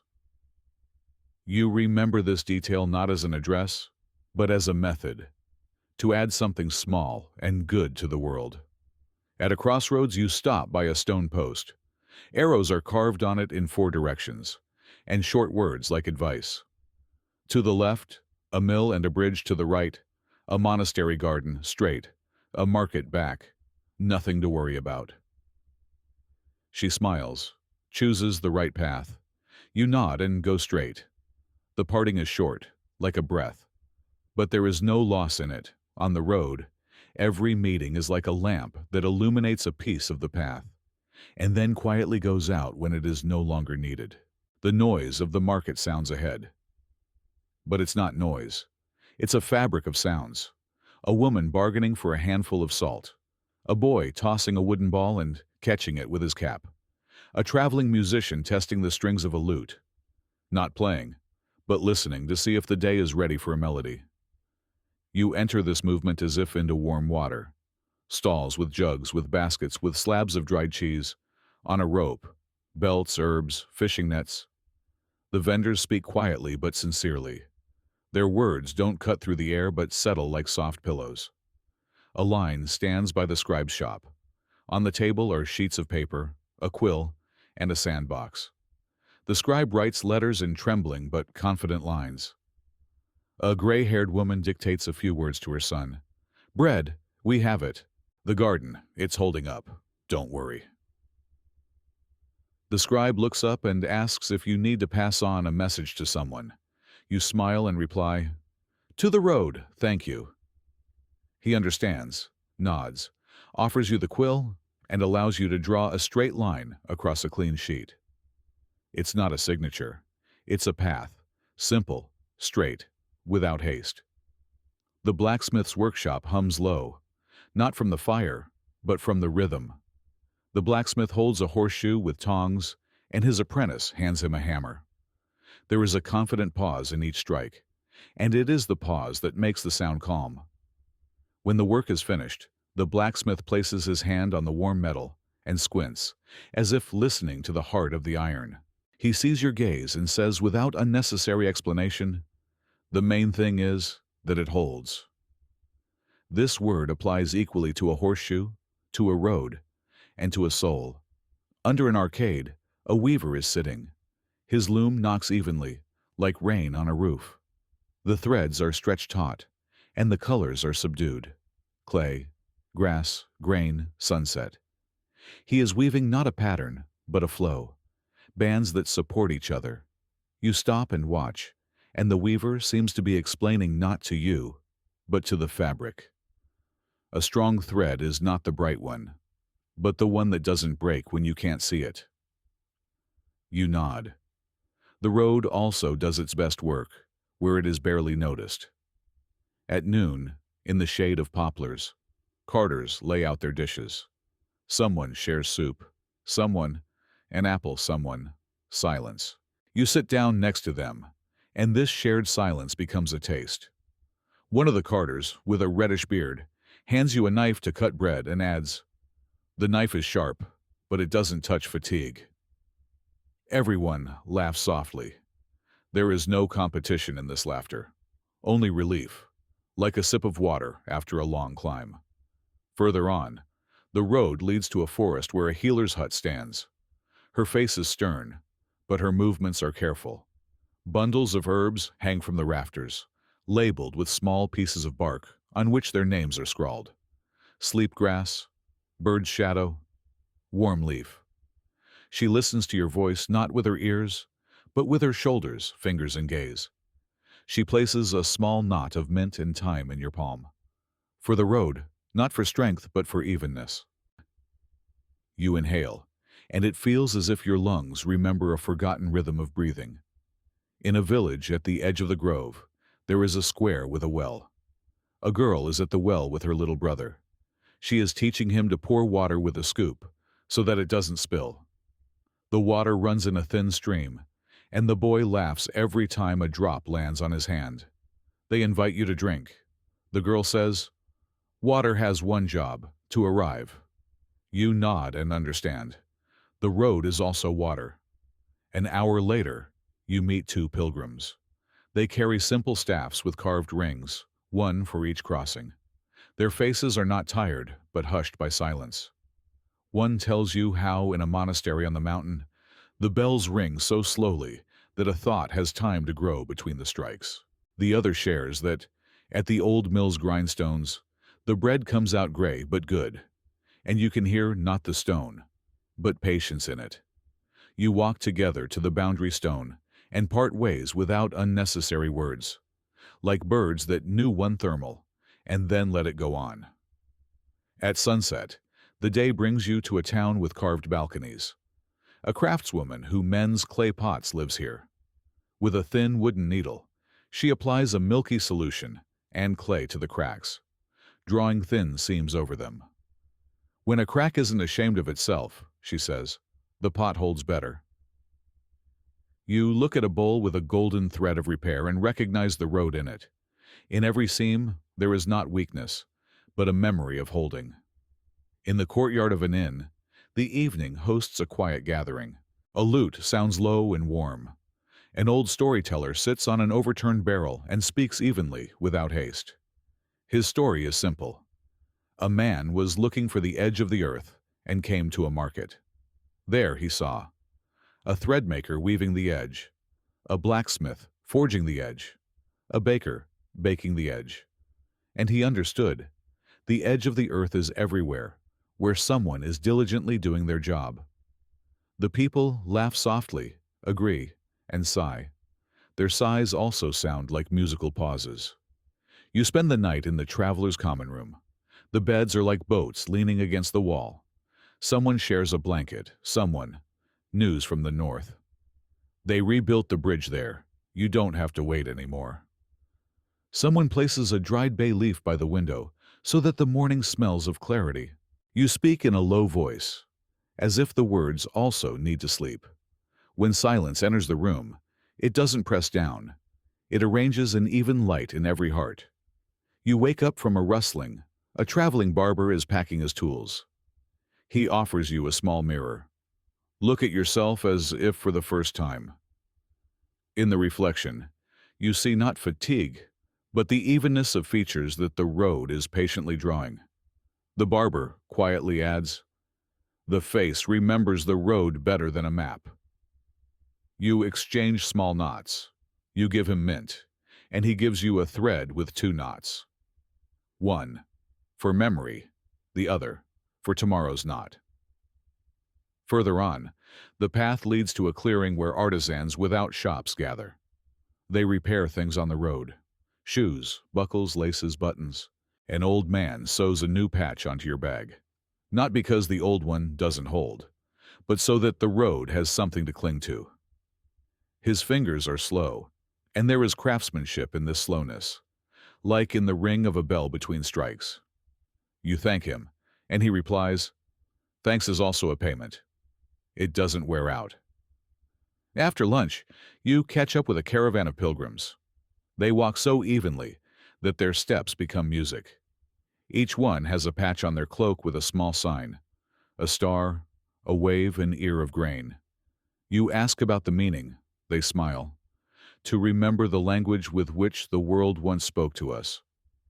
One of them shares a song, short, with 3 lines, which is comfortable for walking. 1. Earth, 2. Water, 3. Air. You say it and your breathing becomes even. At the pass, you find a guard. He is not menacing but attentive. He looks not at people, but at the weather. He has a rain gauge, a bowl with a mark inside. Today a lot sang from the sky, he says, but the path is holding. He gives you a thin board with a carved sign of the pass, so that you can leave it in the next shelter. This is how roads greet each other, he explains. You take it and feel that in your palm lies not wood, but a city between places. The descent into the valley leads to a forest courtyard where a wheelwright works. He is teaching a boy to catch a wheel in his hands. Don't press, let it run.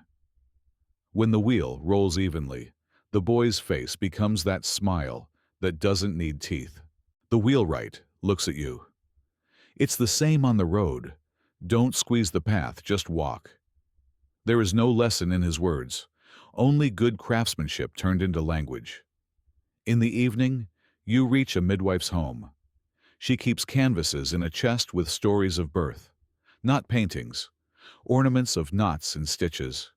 Each knot is someone's first cry. Each stitch is someone's first breath. She steeps herbs for you and places a bowl of warm water for your feet. Steps also need to be brought into the world. You sit, and the water quietly whispers about the equality of all beginnings. Next, the hut of an old musician. He plays the same tune on a gudok, but each time differently, like a day that repeats and is still new. In a good melody, the most important thing is the pause, he says. You remember this pause as a place for breathing between thoughts. When you leave, the music doesn't end, but walks beside you, like a shadow that is in no hurry. On the riverbank, a boatwoman is waiting. She places a board to make a small bridge and nods to you. You stand here, and I'll stand there, and the water will let us pass. You cross together, like 2 banks that briefly embraced. On the other side, she leaves a smooth stone in your hand, so you remember how the water holds you when you don't fight it. You hide the stone in your pocket, and it becomes the calm weight of the day. Toward evening, you reach a square with a small school. The teacher writes 3 words on a board with charcoal. Read, listen, be silent. The children repeat in a chorus, and it sounds like a prayer with no address. The teacher looks up. The road teaches the same thing. You talk for a few minutes about letters and paths, and he gives you a small piece of charcoal to mark the crossroads within yourself. When it gets dark, you find yourself among travelers again. In a shelter for pilgrims, someone is mending shoes, someone is sewing a sleeve, someone is rewriting a short prayer on a piece of parchment. A young carpenter takes a small wooden bird from his bag and places it on a shelf for those who are left without wings. A whole brood of such birds already hangs on the wall, and each one looks in a different direction to remember that the roads are different. Before sleep, you exchange short words, not stories, but names of things. Bridge, mill, garden, bell, bread, water. These names settle in the room like stones on the riverbank, and the river flows gently between them. Someone whispers, "Sleep," and the word is not a command but a permission. You cover yourself with your cloak, place your bag under your head, and the silence finally arrives, like a master who has checked his work and left, quietly closing the door. At night, you dream of a market where all crafts are about one thing: how to hold. To hold grain, so it becomes bread. To hold thread, so it becomes fabric. To hold a hand, so it can walk the road. You wake up for a moment and hear someone outside the window placing a bunch of mint on the windowsill. Maybe the same traveler from the morning. The scent enters the room, and sleep returns like water to its channel.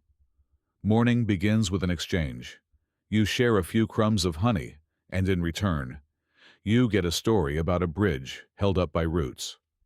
An old man tells you, the trunks were cut down, but the roots are alive, and the bridge doesn't fall. There is no magic in his voice, only knowledge.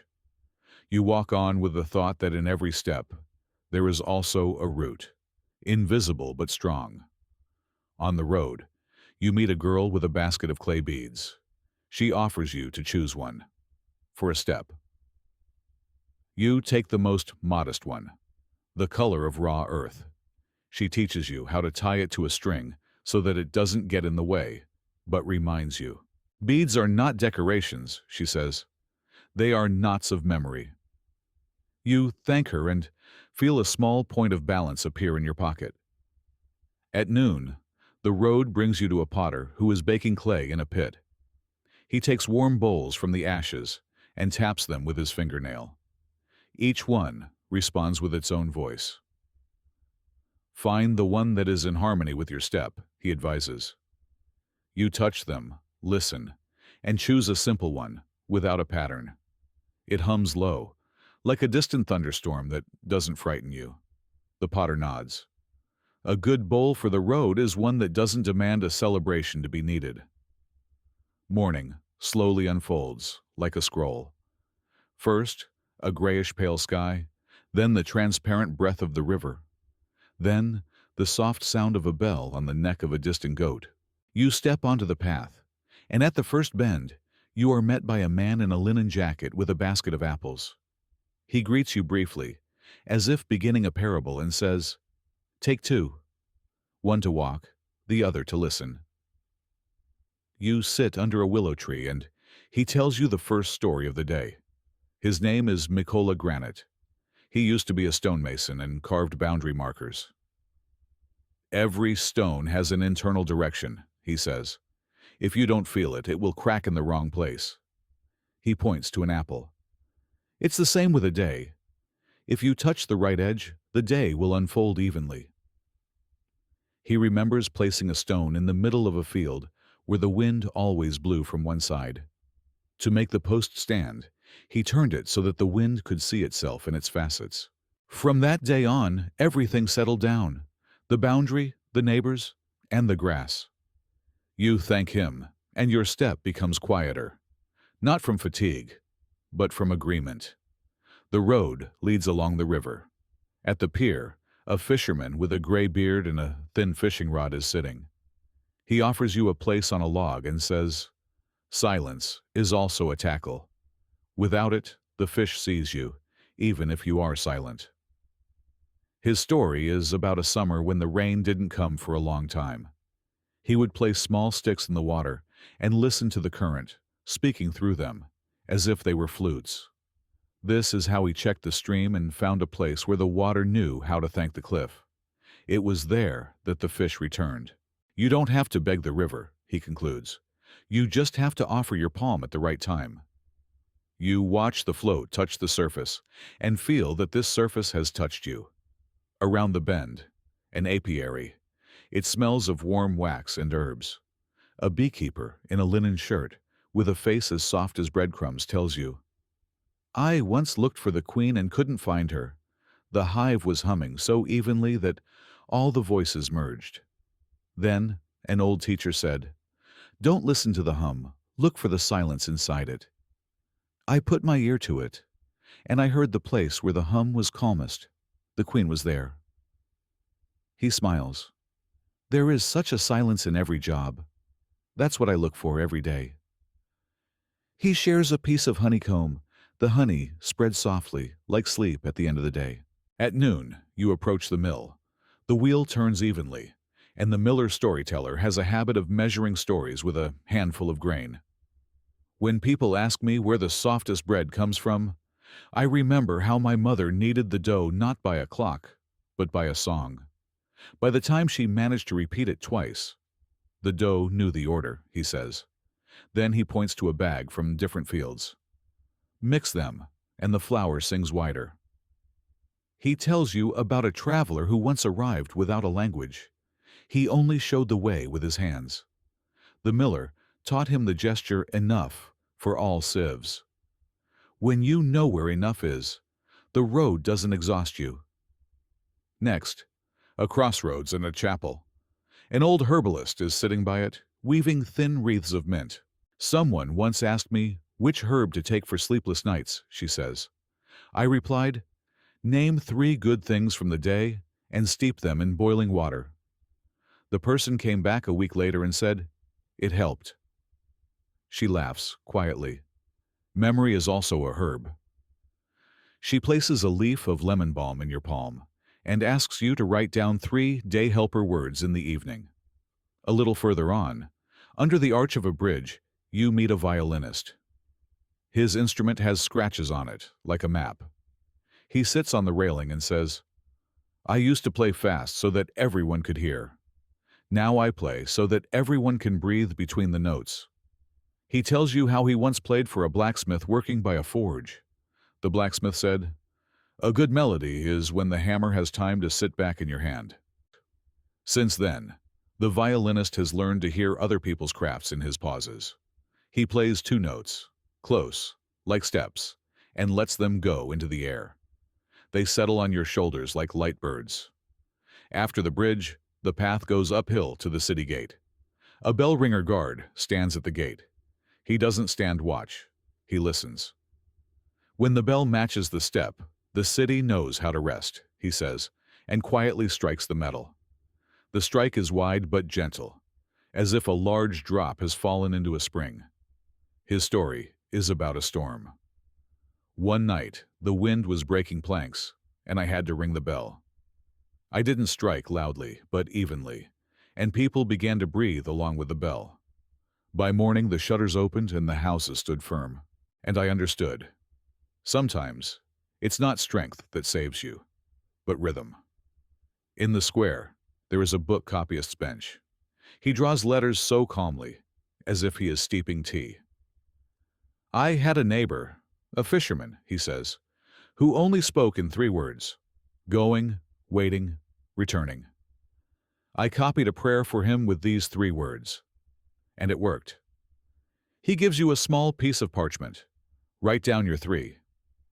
You hold the quill for a long time, and then quietly write, see, go, thank. The copyist looks at it and nods, as if the book has made a new bookmark. The narrow street smells of bread and apple peels. A baker places a tray of crusts on the windowsill for those who are walking. Her story is about the heat in the oven. The flame loves to be seen. If you close the door and don't hear it speaking, the bread will turn out angry. She teaches you to distinguish ready by sound. It's when the crackling becomes rare and sounds like rain that is going away. You take a crust. It crunches, not loudly, but joyfully. Toward evening, outside the city, you find a stonemason's clearing. A young master is mending a broken step. They told me, hide the seam, he says. But the elder replied, make it beautiful. He shows you a thin strip of light clay that honestly holds the break. People don't stumble over what is acknowledged. There is no bitterness in his words, only a craftsman's peace. Beyond the hill, a vineyard. An old vintner allows you to walk between the rows, where the air smells of the sun that has been preserved in the berries. The longer I look at the vine, the more I see how it knows not to rush, he says. When you give it a stake, don't force it. Just provide support. His story is about patience. Wine doesn't like to be begged. You have to wait for it. He pours a drop of young juice. The taste is not loud, but consistent. Beyond the village, at the edge of the forest, a cart of a wheelwright master stands. He teaches a boy to catch balance on a rolling stone. A wheel is not a shape. It's an agreement, he says. Make an agreement with the earth and then roll. He laughs. The earth and I have long had an agreement. I don't rush and it will support me. On the riverbank, a boatwoman in a linen hat. Her boat is quiet, like a breath. She tells a story about high water. When the river became wider, I moved the boat neither closer nor farther, exactly to where my shadow was at noon. She teaches you to look at your own shadow as a compass. It always shows you where you are. The crossing is short, but leaves a long-lasting peace.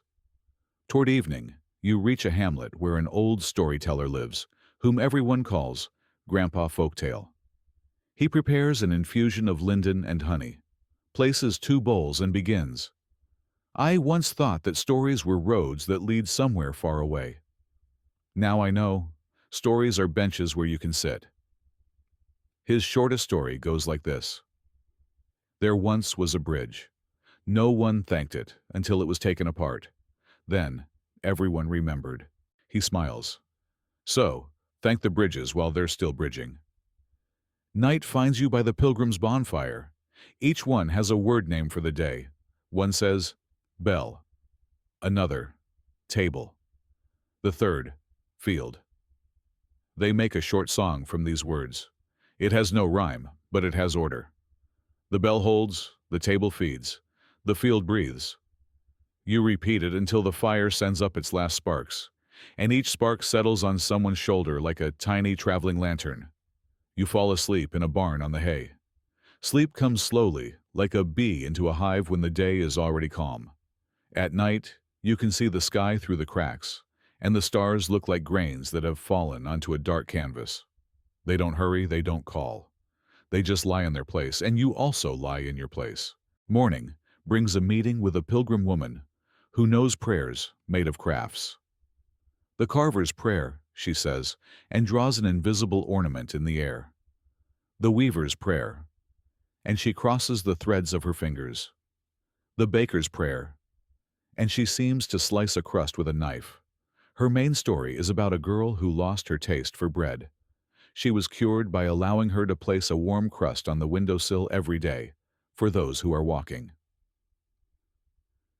The taste returned when she saw the taste being shared, the pilgrim concludes. In a clearing by the forest, a young surveyor is sitting with a homemade protractor. He laughs. I'm not measuring the earth, I'm measuring how even it is.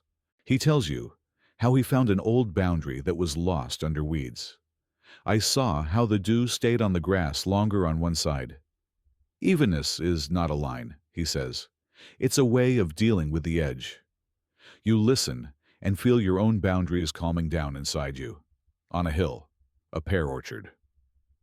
The gardener leads you between the trees and talks about the language of fruits. The pear says, be patient. The apple, share. The plum, don't. Look at the color, look at the shadow. She gives you a pear that smells of honey and rain and quietly adds, trees tell stories best when they're not rushed. Next, the bell forge. The master listens to the empty forms as if they are already singing. Before the metal can speak, you have to learn its silence, he says. He reminds you. A good bell doesn't scream. It holds the space. His story is about a small bell for a traveler's chapel. It's small, but it gives a sense of direction.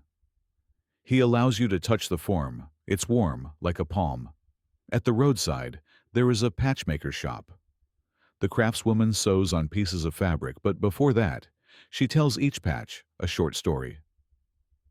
This one is about a day when it rained and the bread had time to cool just enough so that it didn't burn your hands. And this one is about a bridge that a squirrel jumped over, and it was no worse for it. When a patch knows a story, it holds better, she concludes. By a spring at the edge of the forest, a traveling writing teacher is sitting. He writes on the sand with a stick and then erases it, so that children are not afraid of mistakes. To you, he says, write a word you want to forget. You write it and wash it away with water. Then, write a word you want to remember. You write peace and leave it to dry in the sun. The teacher nods. Let this word become a bench within you. Toward evening, you enter a house where a master of light lives. She places lamps so that the shadows can also rest. If the light is tiring, someone has placed it against a person, she says. Light should touch, not hit. She tells you how she learned this by watching a cat that always chooses the softest spot in a sunbeam. She gives you a small wax candle and says, this is for those moments when you need to remember the light. When the sun sets, you reach the bank where an old ferry stands. The ferryman shows you the knots on the rope. Each knot is someone's crossing. I tie them so that they remember, but don't press. His story is about a woman who was afraid of water. He taught her to look not at the waves, but at the reflection of the moon, at what stands still when everything is moving. She crossed. Since then, I've also been learning to look at what stands still, he says, and you feel your breath becoming even. At night in the shelter for pilgrims, everyone tells a short pocket story, something you can hold in your palm. Someone shows a smooth stone that warms thoughts. Another, a bone button that remembers a traveling shirt. The third, a dry sprig of lavender for a moment of anxiety. You take out the piece of parchment with the 3 words, and the room nods, as if you have just agreed on something important and simple. Sleep comes like a quiet agreement between the body and the road. You cover yourself with your cloak, and the cloak smells of smoke, herbs, and a little honey, all the stories of this day. At night, someone tiptoes outside the wall and adjusts a small bell on a hook, so that the morning wind has something to ring. Dawn will bring new voices, but you already know. Every story is a bench where you can sit before walking on. You will get up, take the candle, the pear, the piece of parchment, and the 3 good words. You will say, thank you to them. Put on your steps, and the road will be the first to recognize you. Just before dawn, the door of the shelter is opened by a young man, a bell caster's apprentice. He shyly places a small clay model, with the imprint of his palm on the window, and whispers, it's easier to hear if the shape sings evenly this way. He tells you how his teacher teaches him to listen to copper with his eyes, to watch the air tremble above the hot crucible, and to guess the future voice from the trembling. When the trembling is like a sleeping person's breath, then it will be good, he says, and smiles shyly. You touch the clay surface. It still holds the warmth of the evening, and in this warmth there is a permission. You can let go of the day. This morning unfolds slowly, like a parchment on which the first letters of light appear in golden ink. You leave the small shelter and see the river spreading a thin white scarf of fog over itself. The water moves evenly without rushing, and this movement resembles the breath of a sleeping creature. The banks are covered with dew. Each blade of grass holds a droplet, and they shine as if the earth is sprinkled with glass. The air is fresh but gentle, and each of your breaths is filled with the scent of raw earth and young greenery. You walk along the path beside the river. On the other side, a forest rises, dark and thick, but not alarming. It is like a deep book where each tree is a separate letter. In the depths, you can hear a dove cooing, and higher up, a hawk flapping its wings. Their voices do not argue with each other but form the fabric of the space. From time to time, sails of sun cut through the treetops, and from this, the forest looks as if it is embroidered with gold. Further on, the path leads to the hills. The ground rises smoothly, like a wave that stopped in the middle of its motion. You climb slowly, and each step reveals a new scene. A valley with a gleaming river, a grove trembling with green branches, a distant field where wheat moves like a sea. The wind here is special. It doesn't just blow, it draws lines that are visible to the eyes. The grass bends and then rises, and you understand. The earth itself is breathing. On the top of the hill, you stop. The edge of the horizon unfolds widely, like a canvas. You can see distant villages, like scattered toys, and rivers that wind like silver ribbons. The sun rises higher, and the world becomes clearer. But this clarity doesn't blind you. It is gentle like a smile. You sit on a stone, take out a piece of bread, and watch the day gain strength. The sky is clear, and in this clarity, there is a sense of order that doesn't need to be explained. Further on, the road leads through a grove. It smells of clay and bark there. The trees stand close together, but light seeps through the leaves, and from this, the ground is covered with golden patches. Birds descend low, almost touching you with their wings. Their movements are light, and it seems that the air itself is laughing. You can see deer tracks on the path. They are clear, fresh. You stop and listen. In the silence, you can hear a drop falling from a leaf onto the ground. And this drop sounds like a small bell. After lunch, you walk out to a large field. Wheat grows here. The ears are high and heavy. They bend with the slightest movement of the wind. When the wind moves in waves, the field becomes a sea, golden and endless. You walk through it on a narrow path, and this path is like a ship's wake. The sun shines evenly, and the whole earth breathes with light. Somewhere in the distance, you can hear a lark. Its song is thin but clear, and from this, the space seems even wider. On the horizon, forests are visible. You approach them and feel the coolness that comes out of them, like a breath from an old well. Inside, a different time reigns, dark and calm. The trees are tall, their trunks straight like columns. Shadows run between them, but they are not frightening. They move like thoughts that don't need an explanation. You walk slowly, smelling the scent of mushrooms, damp earth, and bark. Every sound is muffled.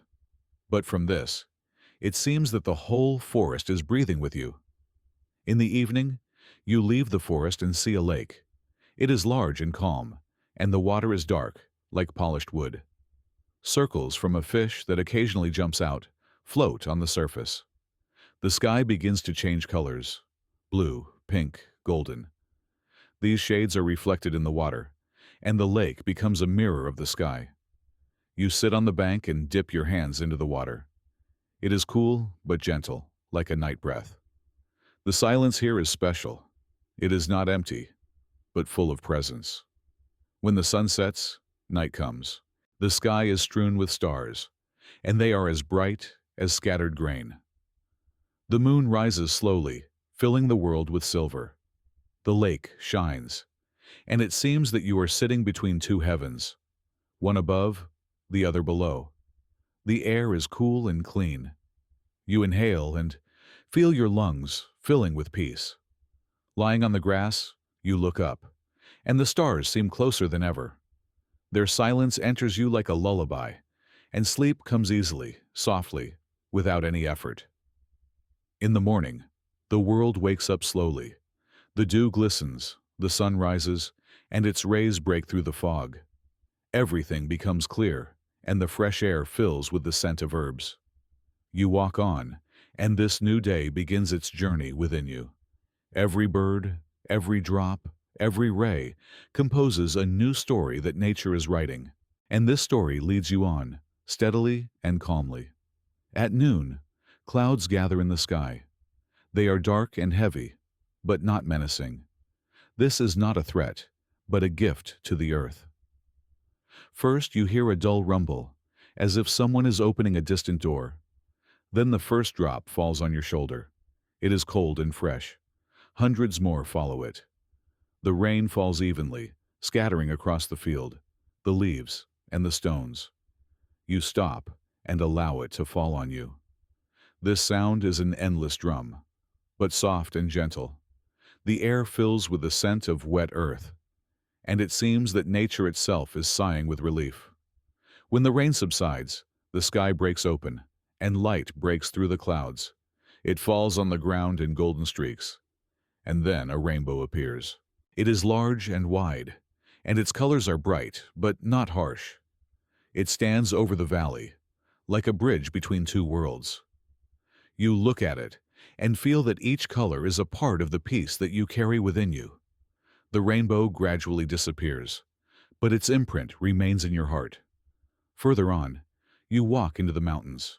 The path is narrow and rocky, but it leads uphill with confidence. All around, a mountain pasture. Flowers grow here: edelweiss, bellflowers, poppies. The air smells of honey and resin. In the distance, you can hear the tinkling of bells on the necks of goats. They move slowly, and the sound echoes with the wind. You stop and listen, and it sounds like music written for the mountains. High in the sky, an eagle flies. Its wings are wide, and it glides so easily, as if it is a part of the air itself. In a clearing among the mountains, countless herbs grow. They sway with the slightest movement of the wind. The sun falls on them, and from this, they glow. You sit in the grass, and it is soft and warm. Your breathing evens out. It seems that the earth beneath you is a living blanket that is holding you. Time dissolves here. There is neither yesterday nor tomorrow. There is only this moment, and this moment is full of peace. Further on, the road leads down into a low-lying area where a quiet marsh stands. It is not frightening, but calm. The water is still, and water lilies float on the surface. Their white flowers open, as if looking at you. Frogs croak evenly, and in the distance you can hear the cry of a heron. The air is thick and smells of moss and water. You walk on a wooden walkway, and it creaks softly. The marsh seems like a world within a world, closed but kind. When evening comes, the air fills with fireflies. They light up here and there. Small lights move in the darkness, and it seems that the earth has decorated itself with stars. They blink evenly, like a heart. You walk among them, and they seem to accompany you. In this silence, you can only hear the light crackling of a bonfire that travelers have lit. Its light is warm and yellow, and it draws circles on the grass. You sit by this fire, listen to it breathing, and feel that the day has ended correctly. The night in the mountains is special. The sky is dark, but it is strewn with millions of stars. Some shine brightly, while others tremble barely perceptibly. They create a pattern that doesn't need to be explained. The moon rises slowly and illuminates the peaks. They shine with silver, and it seems that they are not stone, but crystal. The air is cool, but clean. You lie down on the ground, look up, and dissolve in this majesty. Sleep comes on its own, softly, like the fog that envelops the valley. The morning after a thunderstorm is clean and transparent. The air smells fresh, and every branch glistens with droplets. You walk on the path, and a hare jumps out of the bushes. It stops, looks at you with its black eyes, and then quickly disappears. In the sky you can hear the cry of a falcon. Its flight is even and confident. In the grass, crickets sing their endless song. The whole world looks renewed, as if it were born again. You reach the river. After the rain, it is full and noisy, but not angry. You cross it on stones. The water touches your feet. It is cool and fresh. Each step sounds like a short melody. When you reach the other bank, you feel that the river has taken your fatigue. You walk on, and each step is lighter than the last. The sun rises higher. Its rays pass through the leaves and draw patterns on the ground. These patterns move with the wind. They remind you that the world is always changing, but remains kind. White clouds float in the sky. They look like sails floating on an endless sea. You look at them and feel that your road is also a voyage. When the day reaches noon, you sit under a tree. Its shade is thick and cool. You listen to a stream bubbling nearby.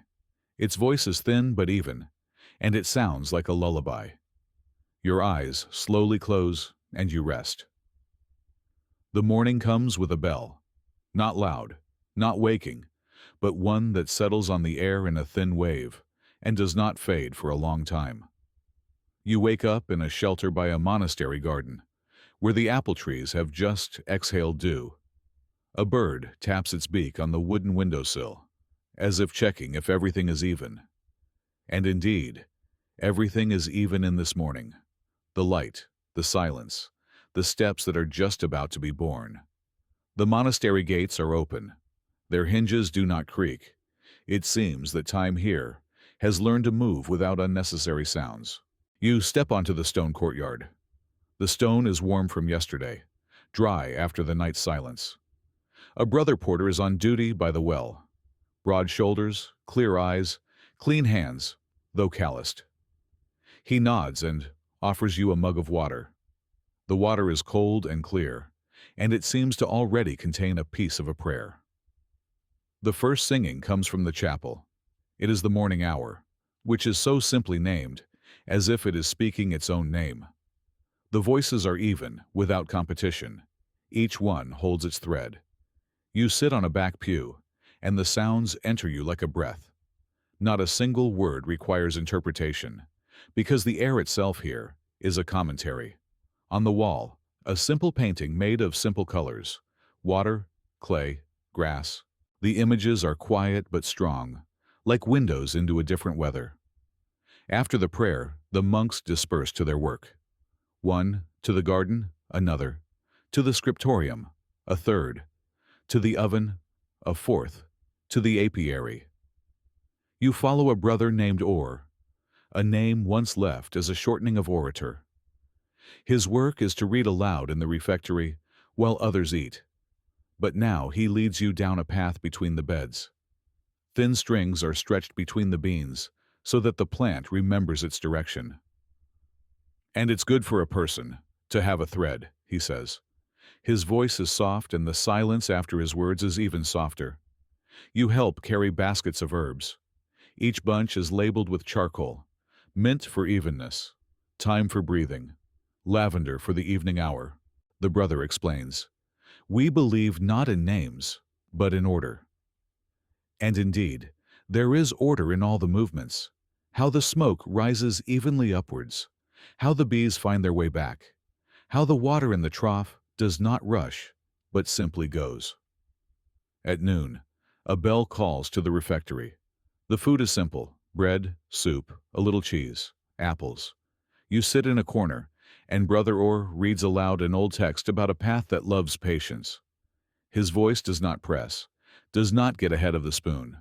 It walks beside the movement of your hands. In the pauses you can hear spoons, and in the pauses between the pauses, the silence that holds everyone together. After the meal, a plate of bread is left on the table for those who will come later. And in this gesture, a whole charter.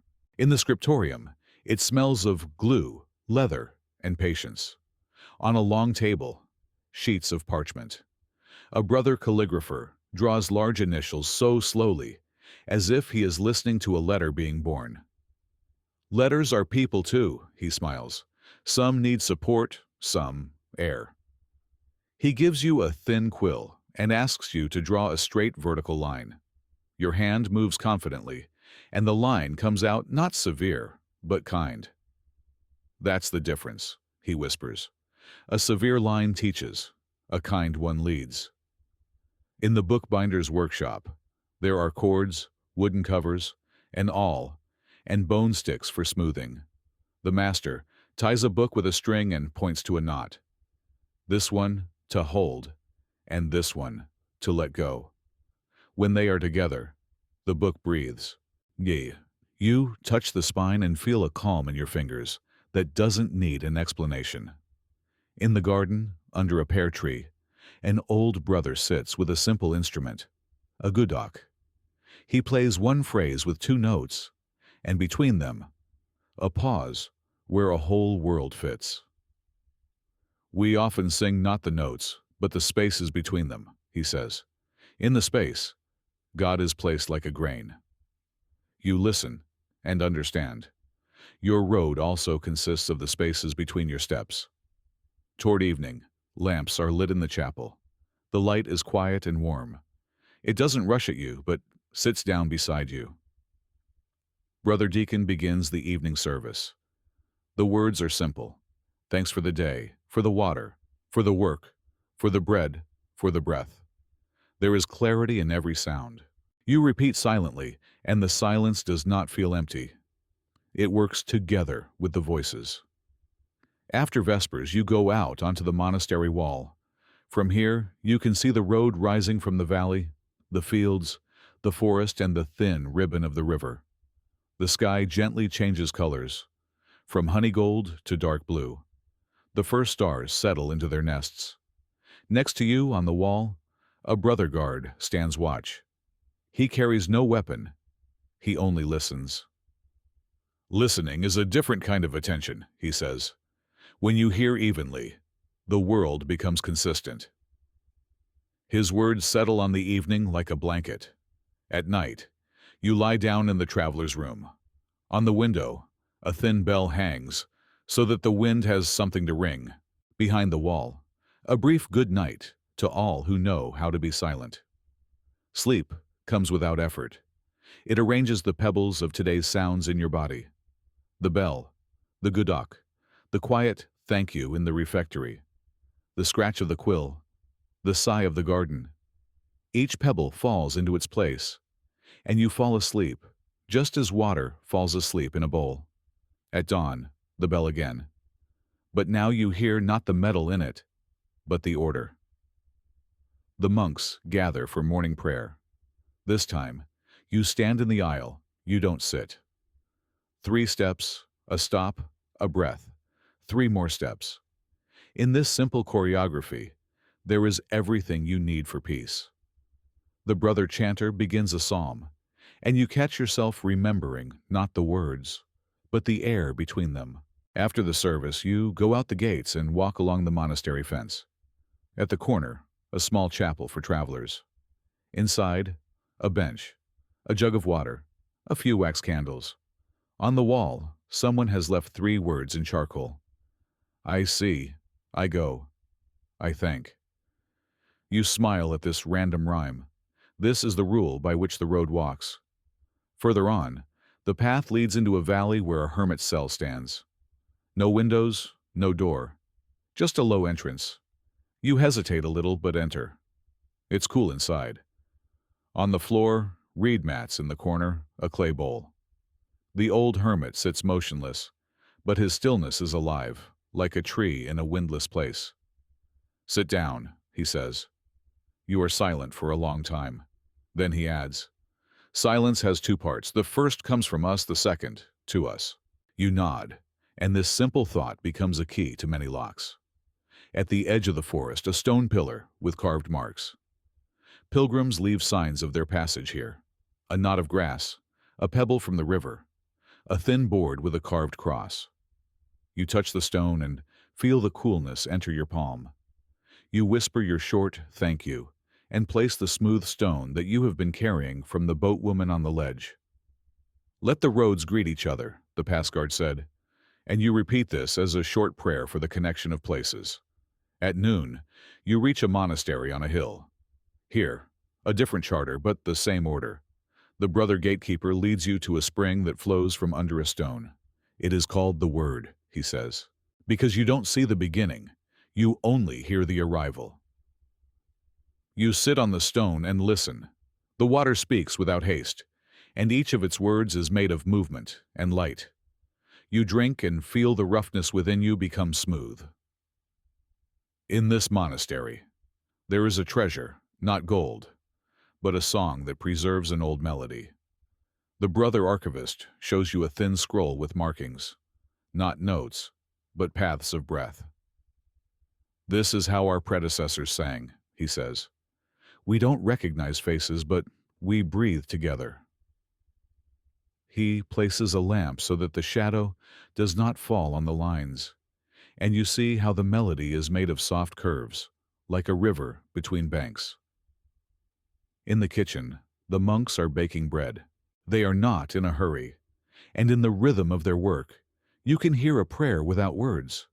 How the flour settles evenly, how the water accepts it without resistance, how the dough rises without unnecessary questions.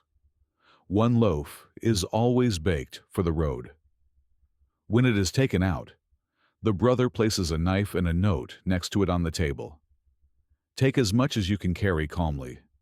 You cut a modest piece, and feel how the bread smells of a home that is not there and is always nearby. After noon, you help plant seedlings in the small garden. The brother cellarer teaches you to measure the distance, not with a rope, but with a step and a gaze. The earth loves the consistency of the eyes. Somewhere nearby, a grinding wheel hums, and this hum is like a low drone for evening prayer. The shadows of the trees lengthen, but they are not in a hurry. The air becomes honey-like. When the evening hour strikes, you are in the chapel again. This time, a young brother begins the singing. His voice is pure, but a little timid. The elder, standing next to him, takes it up and holds it close, not higher, not lower. Together they find a measure in which both voices become strong. And you suddenly understand. True order is when someone nearby allows you to sound at your own pitch. After the service, a brother guestmaster approaches you and places a small wax candle, wrapped in paper, in your palm. On the paper is a short note. Light is not the answer, but the ability to see the answer. You thank him and place the candle in your bag, as if adding another soft stone to your collection of quiet light. You leave the gates, and the road goes between the fields again. At the border of two fields, a simple wooden cross stands. A bench is next to it. Pilgrims leave short notes here. We arrived. Thank you. We go on. You sit for a minute and write one word, hold. This is addressed not to yourself or to anyone. It's to the road, to the sky, to the earth. In response, a light breeze rises and touches the grass, as if to say, holding. Further on, a chapel over a stream. Inside, a stone bowl with water. On the edge, drink without haste is carved. You dip your fingers, touch your forehead, just as you touch a map before setting out. A small bell with a thin voice hangs over the door. You take the string and barely sway it. The bell speaks so quietly that it seems you hear it not with your ears, but with your skin. And in this subtlety, a striking power. Toward evening, you catch up with a group of pilgrims. They walk in silence, but their steps form a common pattern. One carries a ribbon with knots on a staff, one for each mile. Another, a small bag with grain. At each stop, he takes a handful of grains and pours them into the grass. This is how we thank the field, he whispers. You set up camp under pear trees. Someone reads a short text, but most of the evening belongs to the silence that slowly places a clean blanket on everyone. When the moon rises, you walk a few steps to the edge of the forest. The night sings with its invisible choir.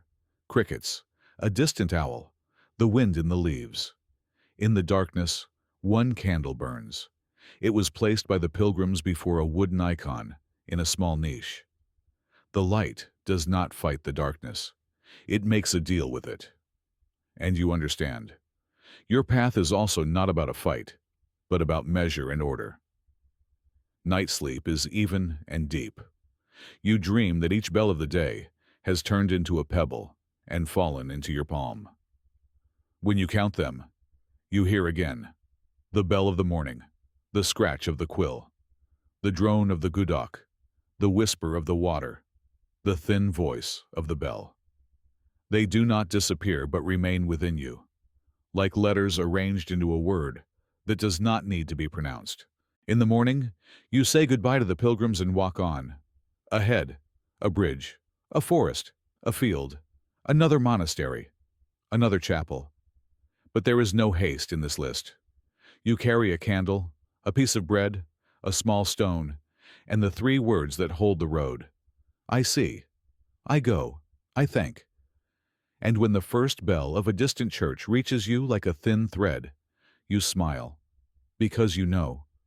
This thread will find a place to tie itself in your heart, and it will always be quiet there.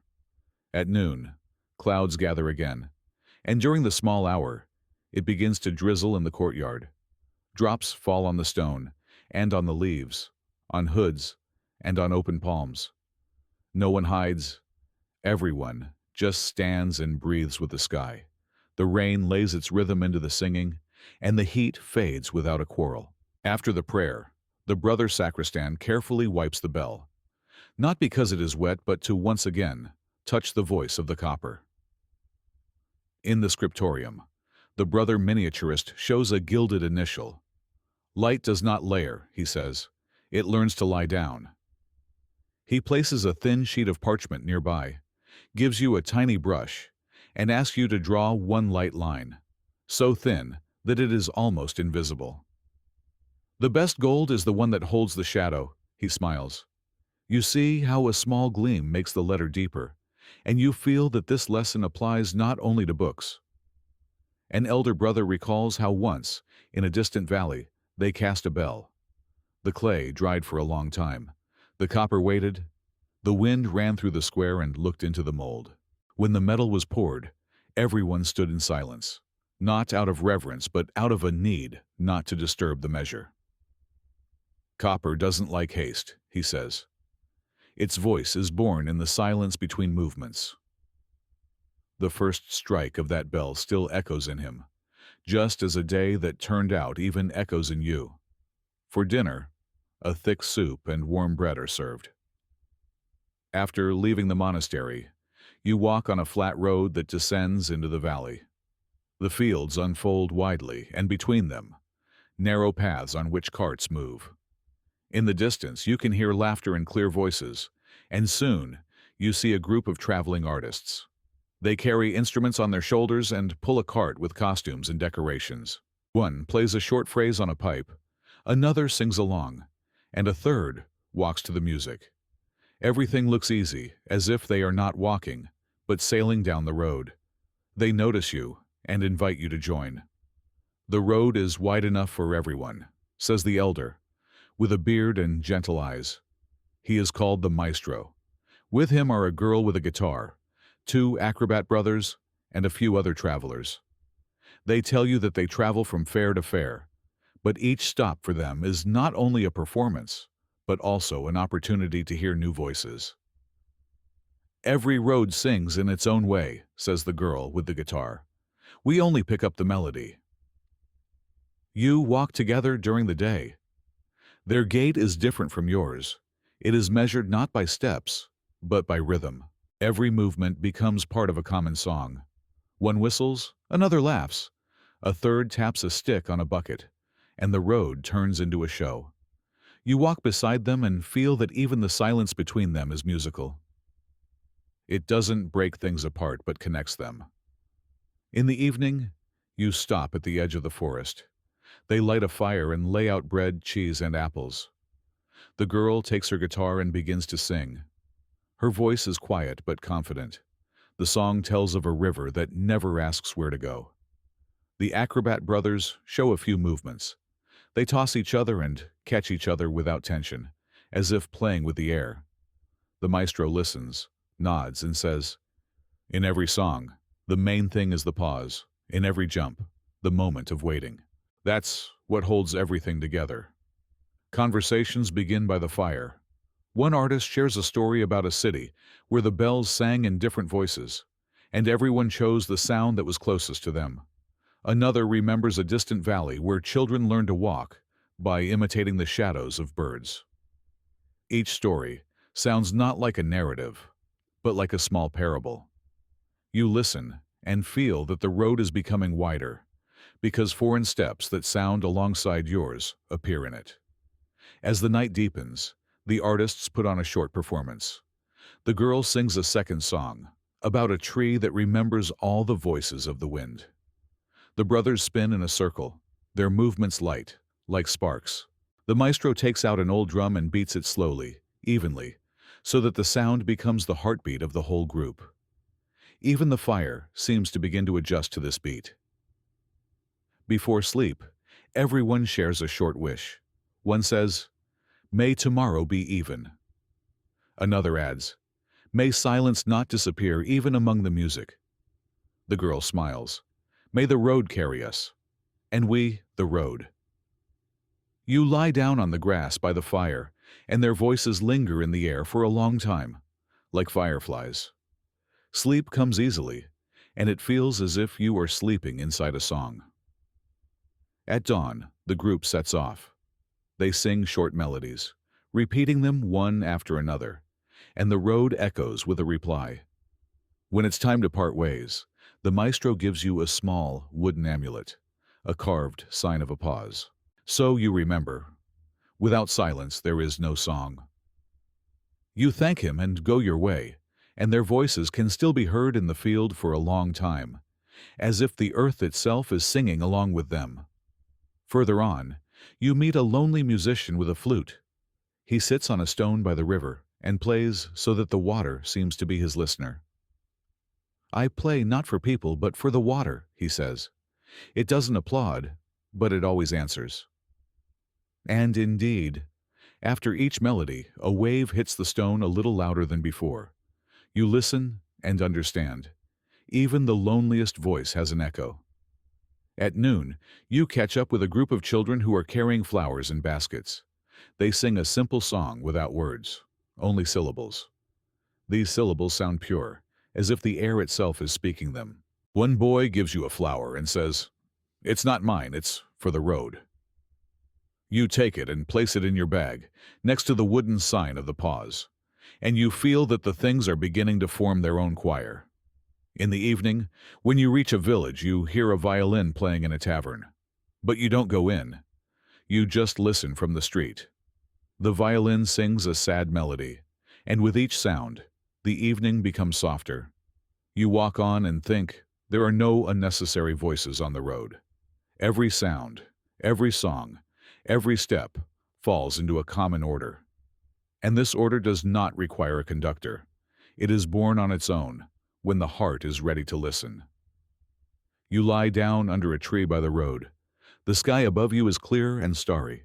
Somewhere far away, you can still hear the artists laughing by their fire. This laughter reaches you like a light echo and becomes a lullaby. You close your eyes and feel that your sleep now also has music. Songs, steps, and laughter sound in it. And all of this forms a great symphony of the road.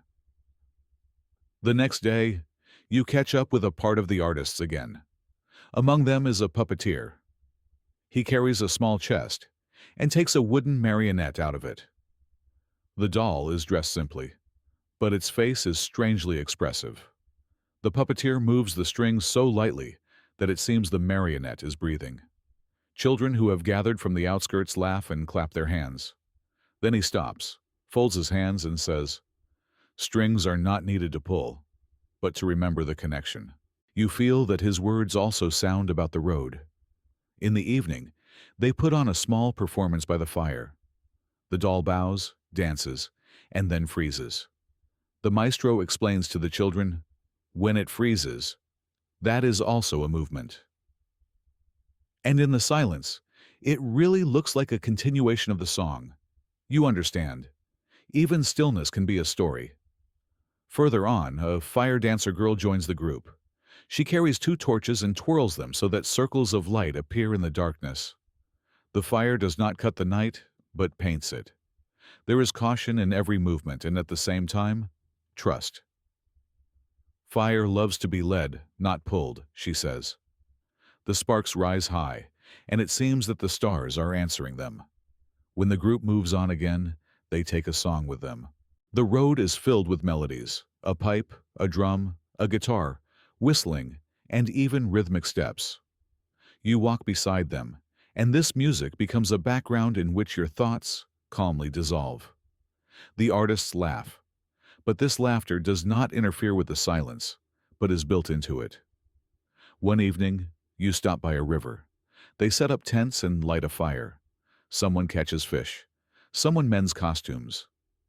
The girl with the guitar sings a new song about the night wind that brings dreams.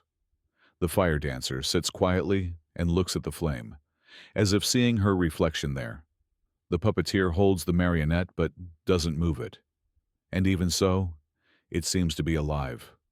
The maestro listens and, from time to time, taps the drum, setting a calm rhythm. In this scene, There is complete harmony. Everyone is doing something of their own, but together, they form a sense of order. During the night, a small thunderstorm begins. Rain taps on the tents and thunder rumbles, but no one is frightened. The children laugh, because each rumble is a reminder of a drumbeat. The maestro says, a thunderstorm is also a performance, just without a stage. You listen to the rain turning the night into music, and you fall asleep with the feeling that the sky itself is playing for you. In the morning after the thunderstorm, the grass glistens, the river speeds up, but the water is still calm. The artists pack their things, laugh, and set off. Someone walks ahead, someone stays behind, but the group still moves as a single body. You walk with them and feel that your gait has changed. A rhythm has appeared in it. Gradually, you reach a large village where a fair is being prepared. The artists are getting ready to perform, but they invite you to stay for the evening. They set up a small stage with boards and decorate it with fabric. Children run, watch, and laugh. Evening comes, and the performance begins. The puppeteer shows a story about a traveler who sought silence and found it in his heart. The girl sings a song about the night fire. The acrobat brothers toss each other, and their movements look like a dance. The fire dancer draws large circles of light in the darkness. The maestro holds the drum and weaves all these movements into a single rhythm. The audience applauds, but for you, the main thing is the silence after the applause. It is full and calm. When it's time to say goodbye, the artists thank you for the shared path. The maestro repeats once more, remember the pause. The girl gives you a string from her guitar, so you know how silence sounds when it is stretched. The puppeteer places a small key in your hand, not from the chest, but to open new doors within you. The fire dancer gives you a piece of charcoal, so you remember that light is always born from warmth. The acrobat brothers smile and say, keep your balance. You walk on alone, but you don't feel lonely. In your bag, you now have the sign of the pause, the string, the key, and the charcoal. Each of these items has its own story, but together, they sound like a choir. And when you listen to the wind in the field, you hear the echo of the artist's voices in it. They have already left, but their music has stayed with you. That evening, you lie down under a tree again. The stars shine brightly, and it seems that each one of them is a light lit by someone on the road. You close your eyes and feel, even in the silence, you are not alone, because your sleep is now filled with music, stories, and lights that always walk beside you. You stay in the village for one more night. The artists perform for the residents. Children laugh. The old bow their heads. The young dance. The songs are simple, but they have a power that unites. When the performance ends, people thank the artists and bring bread, milk, and honey. Everyone sits down at a long table, and the evening becomes a celebration. You sit nearby and feel how the road enters you, not only with steps, but also with the voices that sound around you. Late at night, when everyone has gone, the group of artists gathers by the fire one more time. They sing a song just for themselves, quiet even, without embellishments. This is our road, says the maestro. We put it into a song so that it doesn't fall apart. The fire crackles, the stars shine, and you understand. There are songs for others, and there are songs that hold you yourself. And this night, melody becomes just that. In the morning, the group sets off earlier than you. When you wake up, you only see footprints on the ground and a few pieces of charcoal from the bonfire. You touch them, and they are still warm. You can hear the echo of their laughter in the air, and it seems that the road is still singing in their voice. You walk on, and each step sounds inside you, like an echo of yesterday's melodies. You cross the field, and the wind picks up your gait. It seems to be repeating their rhythms. You can hear crickets in the grass and larks in the sky. Together, they create a new music that contains everything: the pause, the string, the key, the charcoal. You walk and understand. The road continues their performance, only without a stage or audience. In the evening, you reach another village. It is quiet here. There is no performance, no group of artists. But in your memory, their voices still sound. You sit under a tree and try to reproduce the song of the girl with the guitar. The melody doesn't come out the same, but it still holds you. And you smile because you understand. The road has given you music that now lives inside. The night is clear, the moon is high, and the stars are shining. You close your eyes and hear everything around you turning into a choir: the wind, the crickets, the distant river. And in this choir, there is a place for your memories of the artists. You fall asleep with the feeling that your sleep continues their path.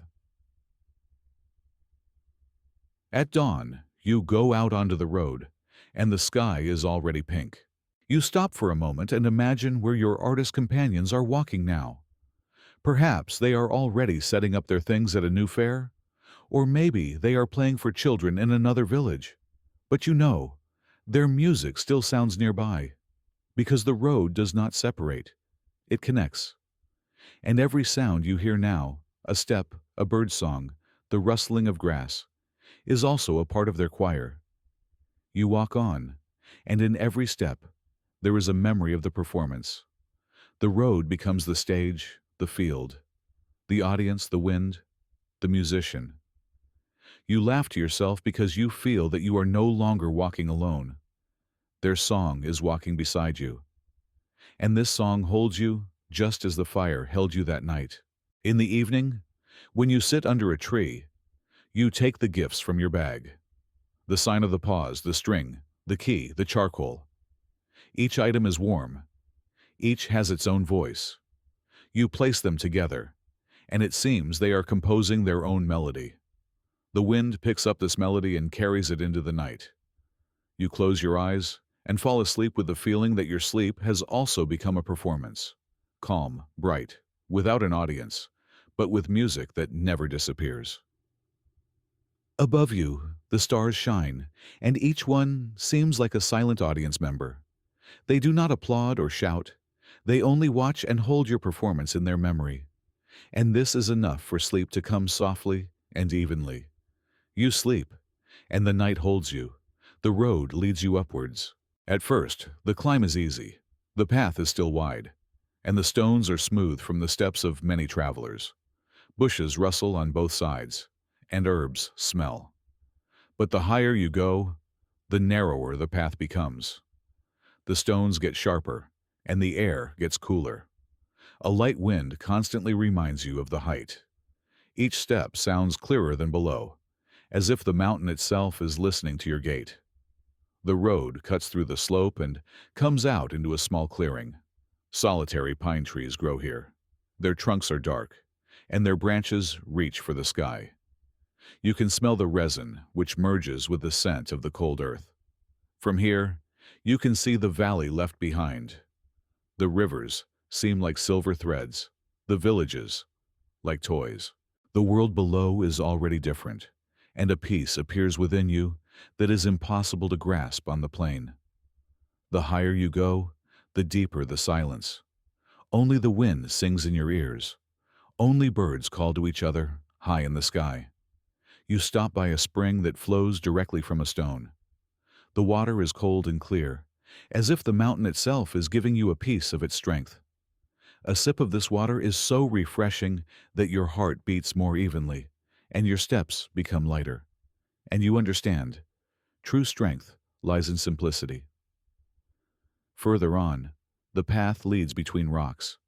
The stone is gray, but in the sun, it plays with countless shades: blue, green, golden.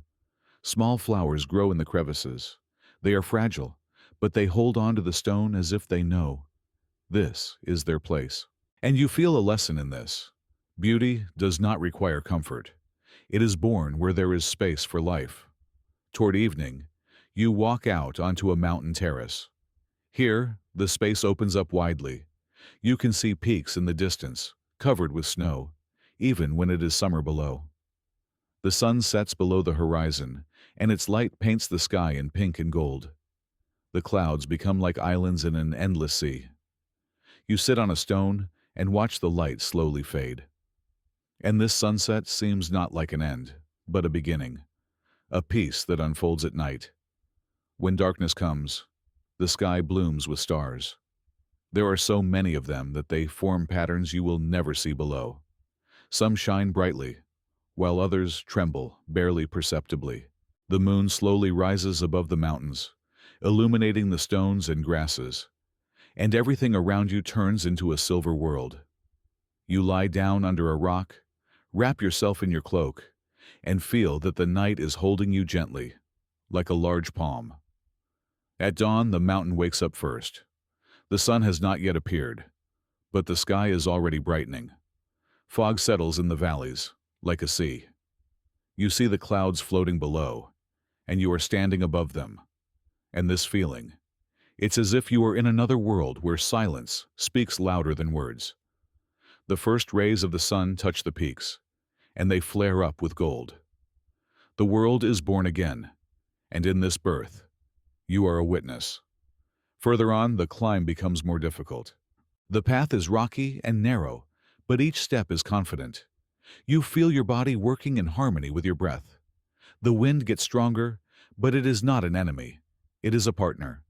It cools you, supports you, and pushes you forward. And you walk on, knowing every movement is a dialogue with the mountain. It does not accept haste, but opens up to those who walk with respect. In the middle of the day, you find a small cave. It is cool and quiet inside. The ceiling is covered with traces of an ancient fire. Perhaps other travelers once stopped here. You sit down, rest, and feel the presence of those who walked this road before you. And this presence does not frighten you, but supports you.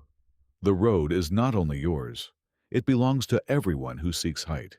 Though coming out of the cave, you see an eagle soaring in the sky. Its wings are spread wide, and it glides on the air currents without any effort. This flight reminds you, true strength is in lightness. You walk on and think, perhaps the road does not require a fight, but only the ability to surrender to the movement. Toward evening, you reach a high plateau. There are no trees here, only stones and grass. The air is fresh and clear, and there is nothing unnecessary in it. You light a small bonfire and warm your hands. Far below, the lights of villages flicker. They seem like stars that have fallen to the earth. And above your head, the endless sky opens up again. You sit, listen to the silence, and feel. This height has given you a new heart, calm even, and ready to walk on. The next day, the road leads even higher. The slopes become steep, the stones are loose, and each step requires attention. Suddenly, the sky darkens, and clouds gather. The wind whistles in the gorges, and the first raindrops fall on the stones. Thunder rumbles, but the echo stretches it out, as if it is the song of the mountain itself. You find shelter under a rock ledge. The rain makes a sound, and water flows in streams, but at the same time, a peace appears within you. The storm comes and goes, just like everything in the world.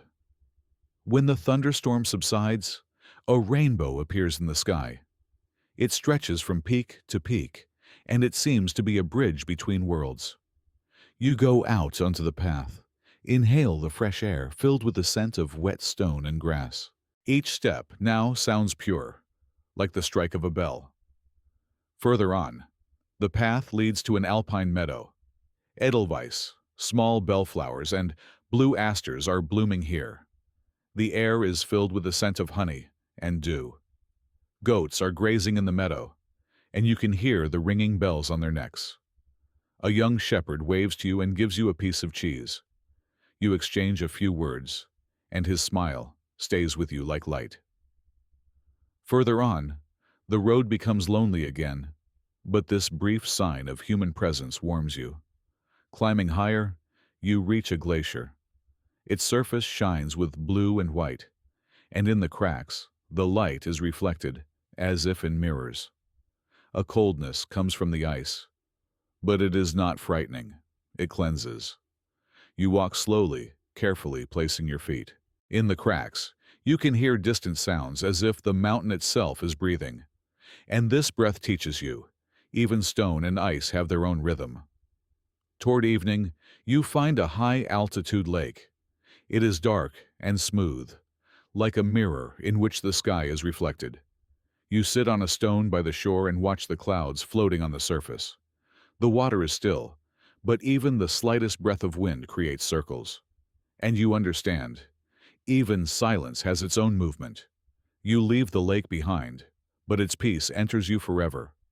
At night, you stop at the pass. The air is cold but clear. You light a small bonfire and sit, wrapped in your cloak. The stars hang so low that it seems you could touch them. You see the Milky Way stretching across the entire sky. It is like a road that reflects your own. And you feel, every journey on Earth has its image in the sky. At dawn, you hear bells. It is a small monastery standing on the slope. The monks come out to meet the day. They are not surprised by a traveler. They just greet you with a short nod. You stand together and watch the sun rise from behind the peaks. The bells ring evenly, and this sound merges with your breath.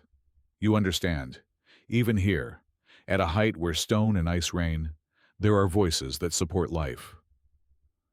Further on, the road leads even higher, to the very summit. Your steps become slow, but each one is filled with meaning. You feel your body getting tired, but your heart rejoices. When you reach the summit, the view opens up in all directions. The mountains stretch endlessly, the sky is majestic, and the light is clear. And you stand there where the earth touches the sky. At this point, there is no need for words, only silence, only breath, only peace. Descending, you carry this image within you. Now, each step is lighter, because the summit is already inside you. And when you lie down to rest in the valley, the stars shine above you again. But now, they are different.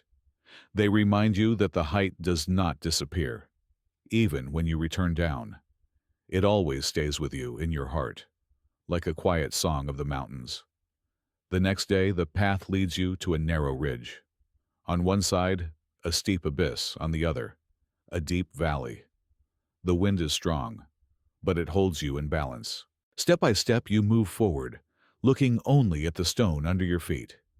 But when you look up for a moment, you see the boundlessness around you. The horizon dissolves into the sky, and you feel that you are not walking on the earth, but on the air itself. In the rock crevices, you notice chamois. They move lightly, almost silently. Their steps are confident, as if they know every stone. One of them stops and looks at you. There is no fear in its gaze, only calm recognition. And this brief exchange of glances becomes a reminder. The mountain accepts those who do not disturb its silence. Further on, you find a small sanctuary. It is old, built of stone, ruined by time but still standing. A lamp burns inside. Someone has left bread, a jug of water, and a few flowers there. You light a candle and place it next to them. The flame trembles but does not go out. In this simplicity, you feel a depth. Even among stone and cold, people leave a sign of light. Descending further, you reach a place where two rivers merge into one. The water makes a sound, foam flies up, and splashes touch your face. This place seems symbolic, how roads converge to create a new path. You sit on a stone and listen to the two currents merging into one voice. And this voice reminds you, every journey becomes a part of a larger one. When the sun hides behind the mountains, you find a place to spend the night. Tall pine trees surround you. Their tops sway in the wind. You light a fire and warm your hands. And in this simplicity, bread, water, fire, you feel the fullness of life. Night comes softly. Stars shine in the sky. and it seems that the mountain itself is telling you a story of silence. In the morning, you walk on, now heading downhill. The road is already easier, but your heart retains the feeling of the height. You carry images within you: the rainbow after the thunderstorm, the lake among the stones, the flight of the eagle, the sanctuary with the light. Each of these images now lives in your memory, like a separate stone in a building. And this building is your inner mountain. You stop at the edge of the forest where the road becomes flat again. The peaks are left behind, but they do not disappear. They stand inside you, high and bright. You inhale the scent of pine resin, hear the sound of the river in the distance, and understand, even in the valley, there is a peace of the summit. And this peace will go with you further, in every step, in every dream. In the evening, you walk out to a large mountain clearing. The grass here is thick and tall, and thousands of insects flicker in it. The sun sets behind the peaks, and the sky fills with deep colors: blue, purple, and gold. The wind subsides, and it seems that the mountain itself is falling asleep with you. You lie down in the grass, look at the sky, and feel your fatigue disappear, dissolving into the space. Your eyes slowly close, and sleep comes softly, like fog. In your dream, you see a road that goes endlessly upwards. It is bright, made of stones that glow from within. You walk on it easily, without weight. Beside the road stand those you met: the shepherd, the monks, the artists. They do not speak, they only look and smile. Their faces are calm, their eyes are bright. And you understand. Every meeting on the path was a part of this bright road. When you wake up, the night is still ongoing. The sky is strewn with stars, and they seem even brighter after sleep. You inhale the cold air and feel that even sleep becomes a continuation of the journey. The fire you lit has almost gone out, but a few pieces of charcoal still glow, and this is enough for the night to be good. In the morning, you begin a long descent. The road leads down, but your heart is still looking up, or it is. In the valley, you can hear the bells of cows, and it smells of freshly mown hay. People are working in the fields, and their voices merge with the voice of the earth. You walk among them, but feel that you are carrying the silence of the mountains within you. It does not interfere or separate. It simply holds you steady. Finally, you reach the river, where the road becomes easy and familiar. You sit on the bank and dip your hands into the water. It is warm and alive. The sun rises high, and its light plays on the waves. You smile and understand.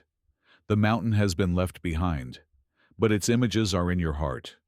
And now every step, even on the plain, will sound like an echo of the height. In the evening, you lie down to sleep under a tree. Above you, a quiet sky with a young moon.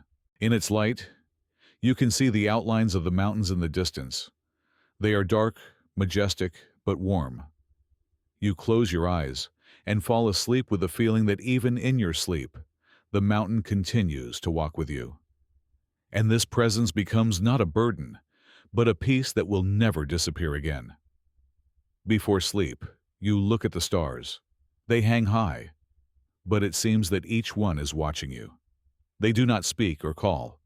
They only shine evenly. And this is enough to feel. The path continues even when you are sleeping. You fall asleep in the silence, and the sky takes watch over your sleep. And sleep comes, like a gentle cloud that envelops the peaks. You sleep soundly, and the mountain remains nearby, like a kind shadow. In this dream, the road does not end. It only becomes brighter. Morning descends into the valley with the fog, and the river looks like a long, silver ribbon lost in milk. You go out onto the bank and hear the water speaking evenly and without haste. Its voice does not call or argue. It simply is. There is something soothing in this. It's as if you are watching the breathing of the world, and you yourself begin to breathe in time. The path leads along the current. The banks are low and soft, overgrown with sedge. Dew hangs on the grass, and each drop holds a small sun within it. From time to time, a fish jumps out of the water, a short spark of movement that returns to the depths. On the other side, children are running, collecting wildflowers in baskets, and laughing as if laughter can also swim. You walk, and the path itself sets your steps to an even rhythm. Ahead, a rumble is heard. A mill on the river. Its wheel turns slowly, breaking the stream into glittering, faded fragments. The miller in a bleached shirt wipes his hands on a piece of burlap and greets you with a short nod. It smells of grain and warm wood inside. The sieves rustle, and the flour falls like soft snow. "The water does its job," says the miller. "We just don't get in its way." You buy a small round loaf and a couple of hot flatbreads. The warmth from them passes into your palms, like peace.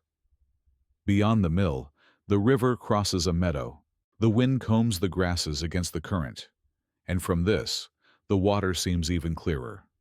The light is refracted on a shallow part, and you can see how the bottom, sand and small stones, slowly floats backward, contradicting your eyes.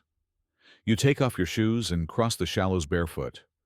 The coolness touches your skin, as if the river is accepting you for a moment into its banks. The water cleanly washes the fatigue from your steps. Further on, the channel widens, and a ferry appears over it. It is simple.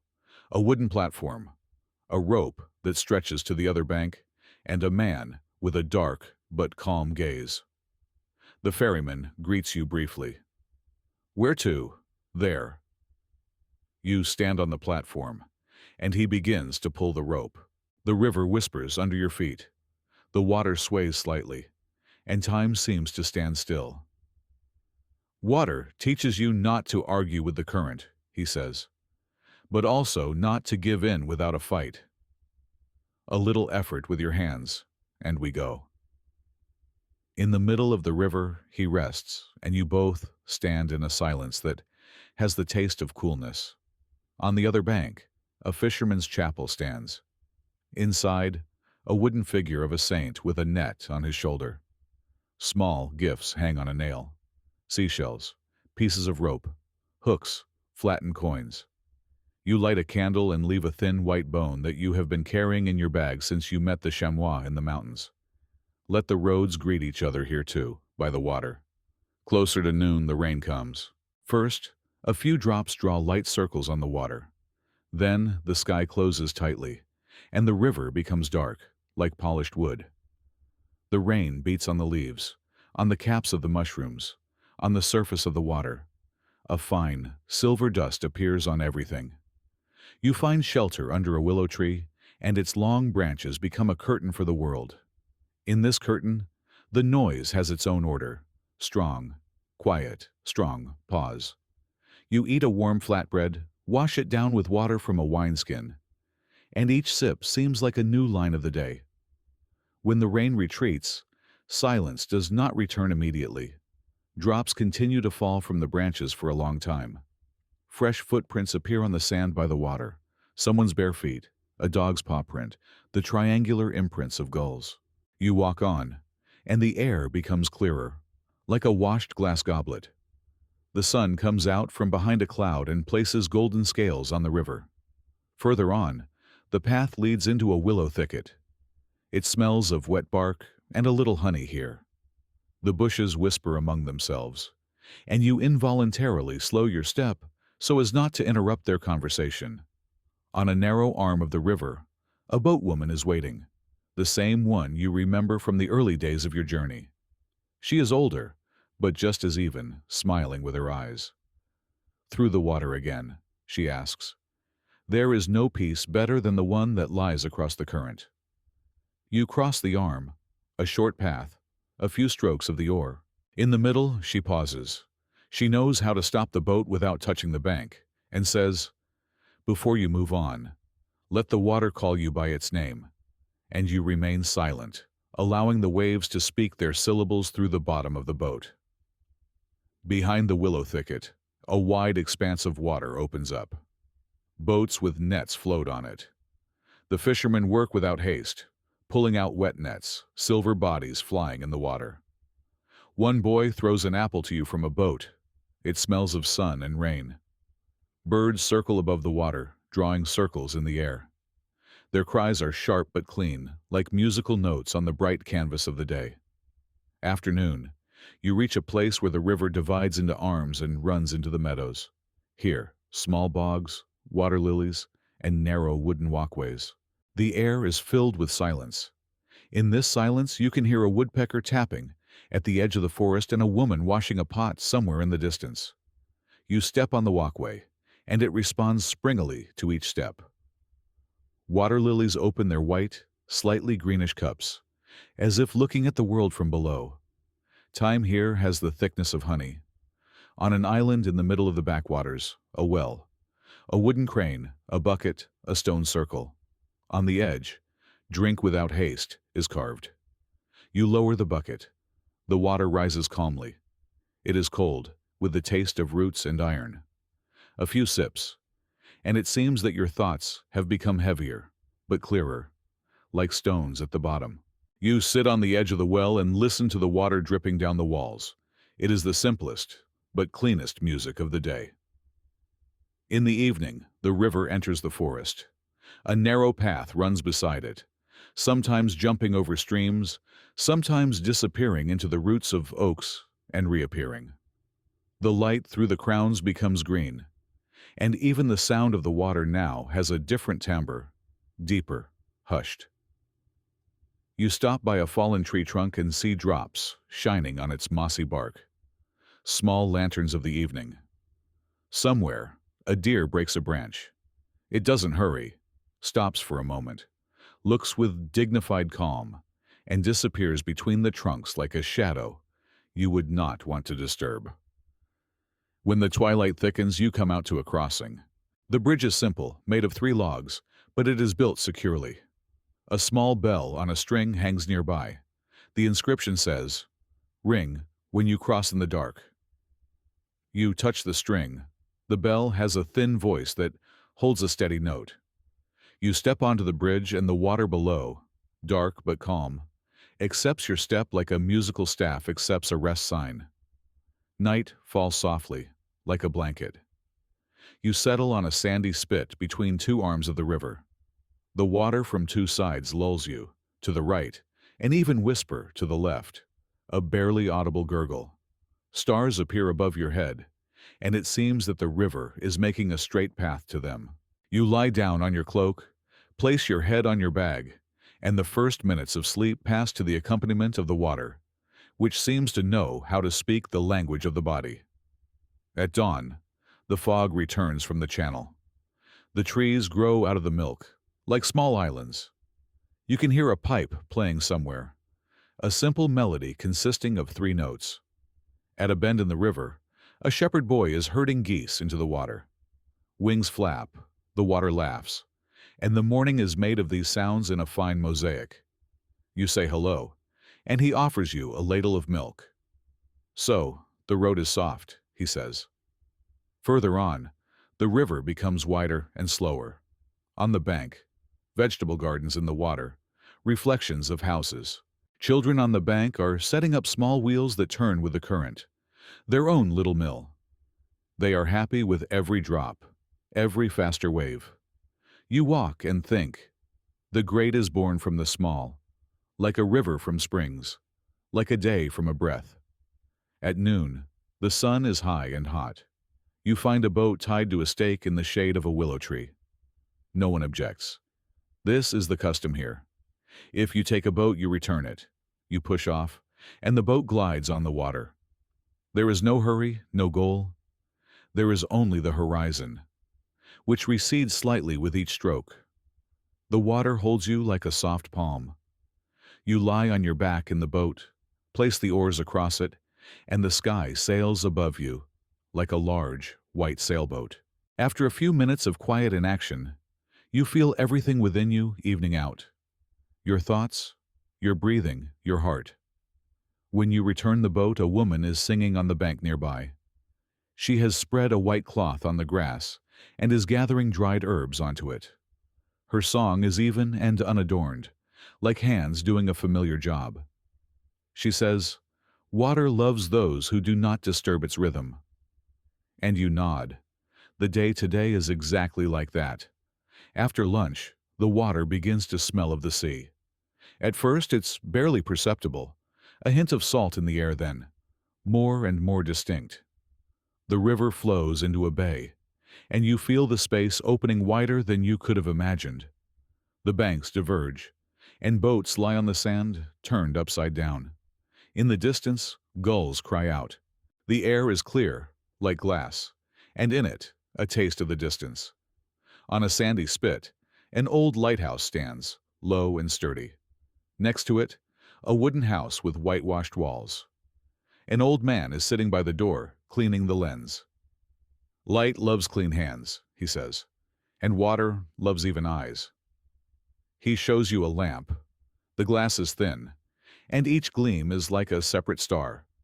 The lighthouse is not tall, but it is enough for it to be precise, so that ships know where the shore is. You walk out to the edge of the spit. Before you, the meeting of the river and the sea. Here the water changes its voice.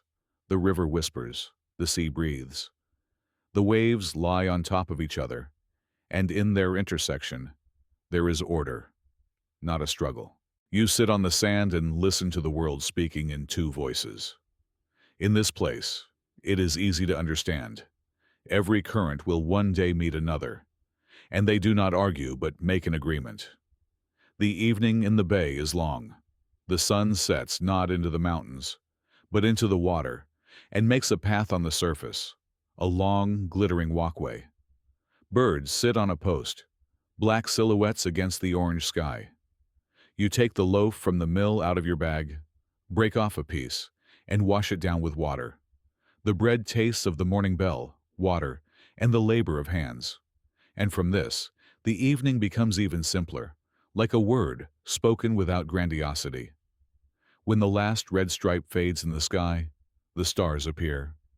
The lighthouse makes its slow circle. Each gleam comes like an even breath. You lie down on the sand between the grasses that smell of salt. At night, the water sings endlessly, the sea, with a deep rhythm, the river, with a thin whisper. These two voices intertwine and hold your sleep, like two hands holding one pillow. At dawn, a wave touches your shoe and wakes you gently. The sky brightens from a barely visible gray to milky, and then to clear. The lighthouse silently goes out. It has succeeded in its night job. You wash your face with water that smells of salt and distance, and you feel the freshness entering your blood. The river pulls you back into the depths of the earth, and the sea beckons you forward. You smile. The road is not a choice between banks. It is your own current between them. Before you set off, you sit on a grain of sand and watch a small crab, leaving patterns on the wet surface. Each of its lines is like a line of small writing, and the water rewrites this page again and again. You remember the ferryman's words, "A little effort with your hands, and we go." Perhaps that's all there is to it. A little effort with your hands, and the river carries you. A little heart, and the day turns out even. You return to the mouth of the river and walk along the right bank. The sun rises slowly, like a mill wheel. On a hill, a new mill stands, a windmill that catches the sea's breath. Its wings turn, casting even shadows on the grass. Winds also love work, you think to yourself. You walk on, and the rhythm of the wing, step, breath, forms a soft trio that leads you like a song. At lunch, you stop by a spring that flows from a sandy slope. The water here is different, slightly sweet and cool. It envelops your tongue like a word spoken without haste. On a stone nearby, someone has carved with a knife, "Drink and remember." You drink and remember the morning fogs, the mill, the willow curtain, the boat, the lighthouse, the meeting of two waters. And you understand that memory is also a current, only an internal one. In the evening, you move away from the sea, and the river becomes a river again, recognizable even yours. Somewhere in the bushes, a cricket marks the night with a thin line, like a scribe. Stars rise one by one, like lamps in the fisherman's chapel. You take a small stone from the mountains out of your bag, place it on the sand, and cover it with a seashell that the sea has given you. Let the roads greet each other, you whisper. You lie down to sleep on the bank, where the water quietly rises and returns, like a breath. The night holds you evenly, the wave speaks, the river listens, and the sky writes. And sleep comes easily, like a boat that is pushed off and sails without a sound, between the banks where your name is spoken by two waters at once.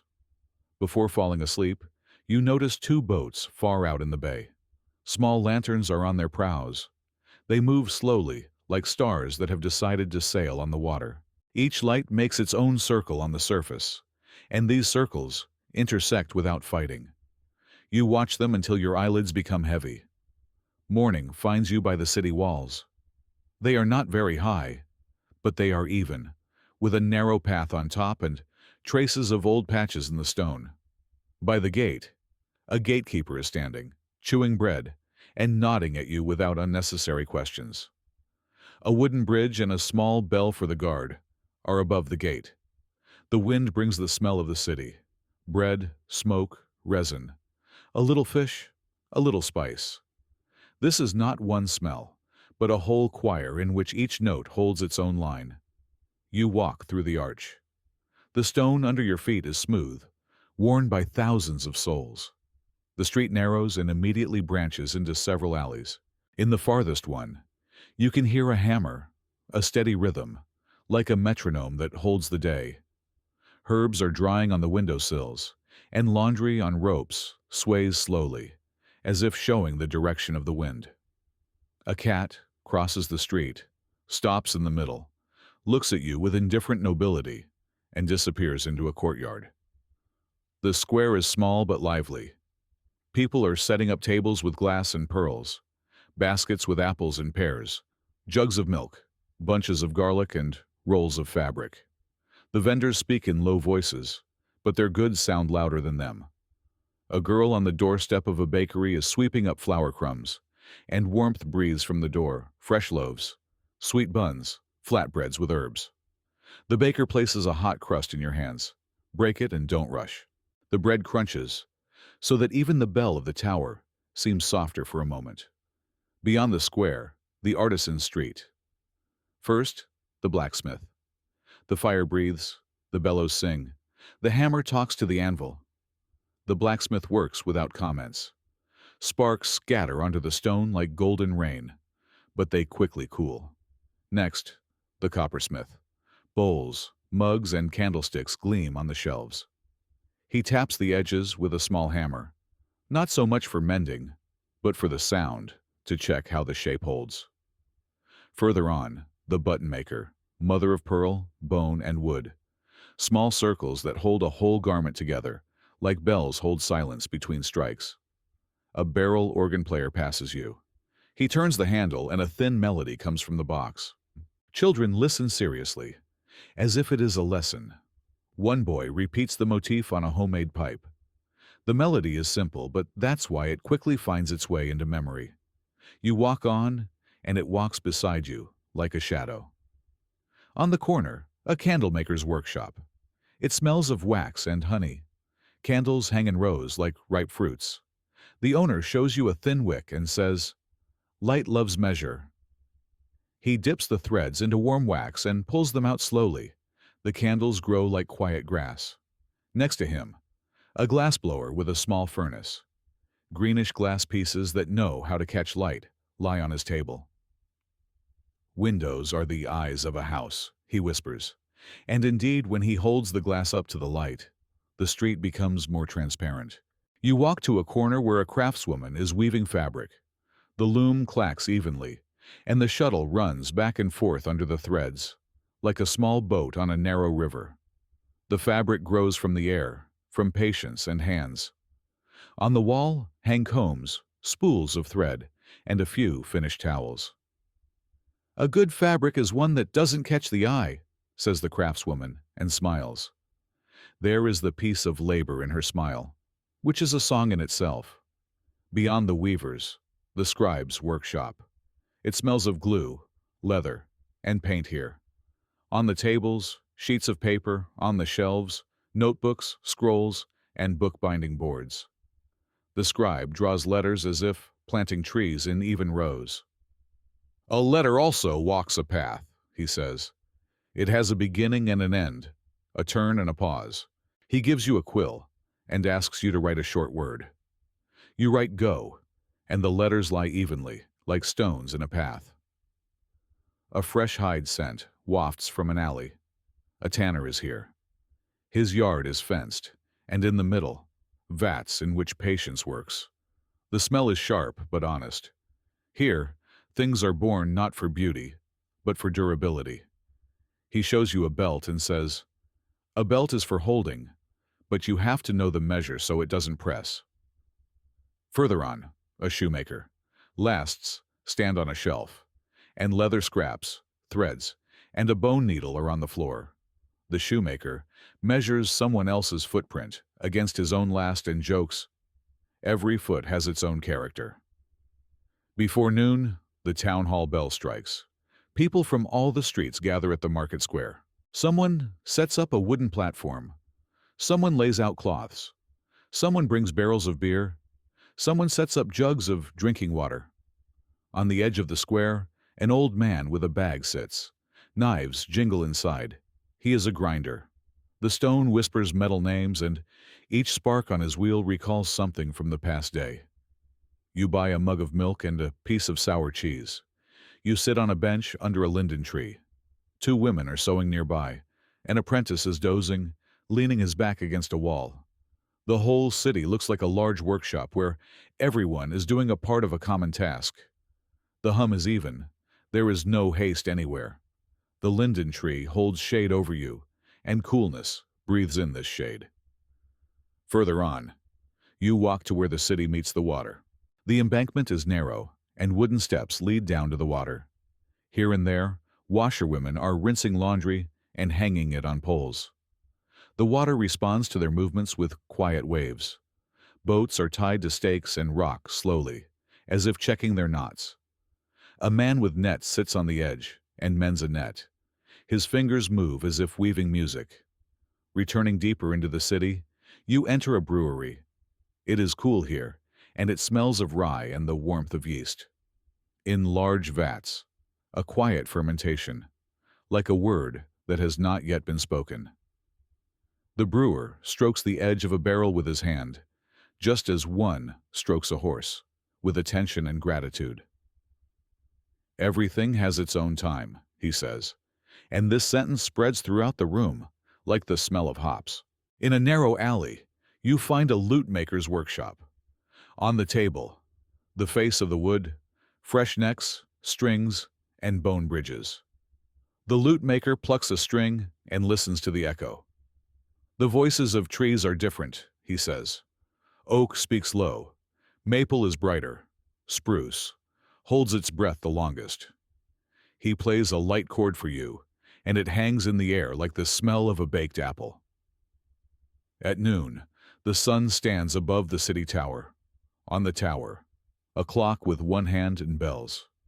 When it strikes 12, for a minute, all the sounds of the city adjust to the metallic voice. Then, the hum returns to its own rhythm. But there is already an order in it. You walk down a narrow, shady street, where the windows almost touch each other. Someone is watering flowers from above, and the water falls over the edge, creating a dark map of islands on the stone. In the churchyard, a well.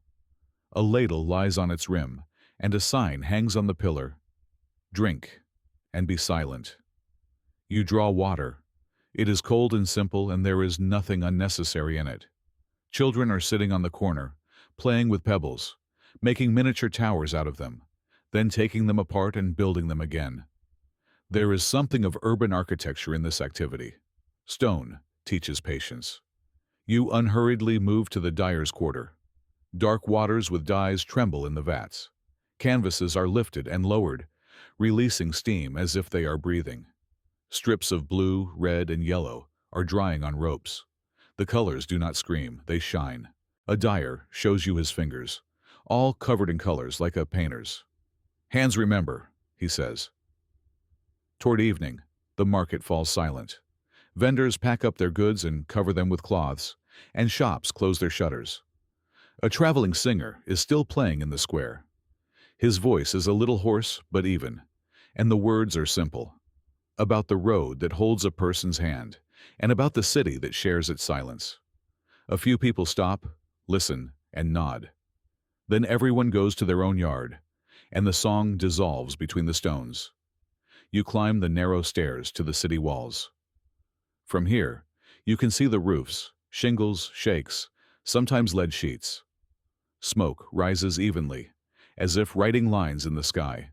Beyond the walls, the field darkens, and the road lies there like a ribbon.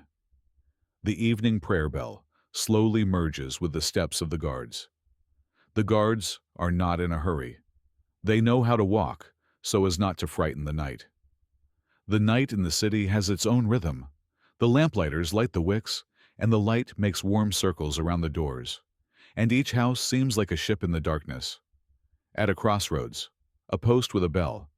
If someone needs help, pull the rope. A light still shines in the tailor's window for a long time. He is sewing a narrow trim onto a cloak. Each stitch is like a quiet word. Behind the window in the brewery, there is a little humming, then it subsides, and the city takes a deep breath. You find shelter in an inn on the outskirts. The hostess places soup, a piece of bread, and a mug of warm water with herbs in front of you. On the wall above the bench, a carved board hangs with 3 words: I see, I go, I thank. You smile. These words have been walking with you for a long time. High up, under the roof, pigeons are sleeping, sometimes shifting their weight and cooing, as if counting the days. When you go out for a short walk before bed, the city is quiet.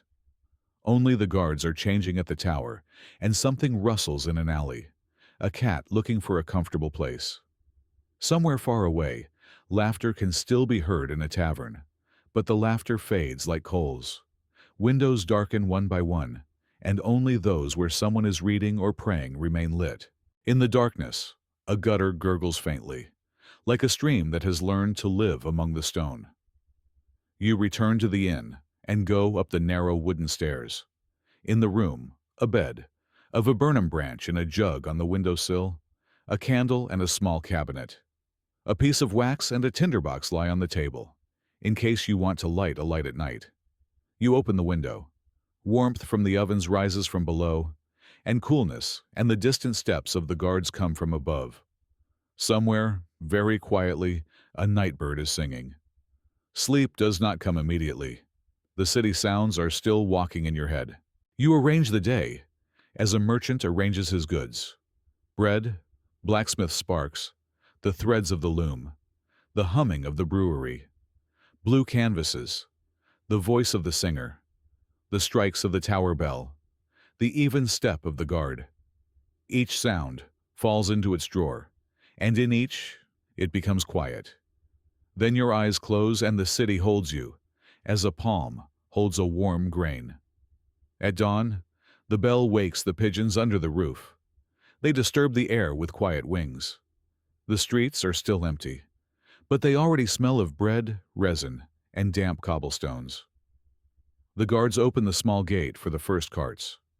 You walk into the morning shadow, and the city seems renewed, as if it was unfolded yesterday and reassembled today. You walk past the empty market. Tables are covered with cloths, and cats are sleeping under them. Past the workshops, the blacksmith is fanning the first fire.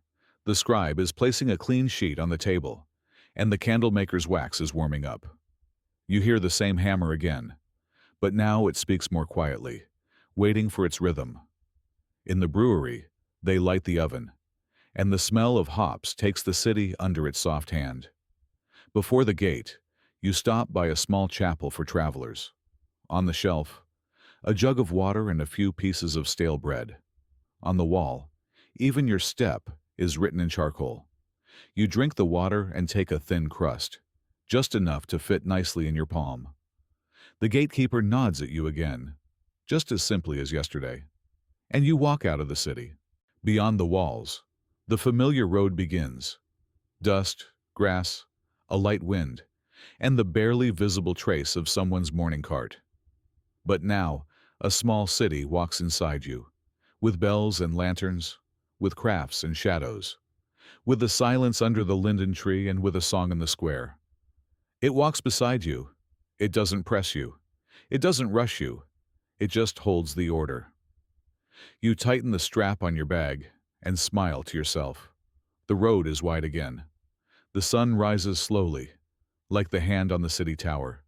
You walk evenly and listen, to the field responding to each step, to another bell ringing somewhere in the distance, to the world, repeating its simple order within you. And this order is not about strictness, but about a good rhythm. You walk in it, like a letter in a word, like a shuttle in fabric, like a step in a quiet city that will continue to echo within you for a long time. Before leaving, you turn to the guild house. It is quiet in the hall.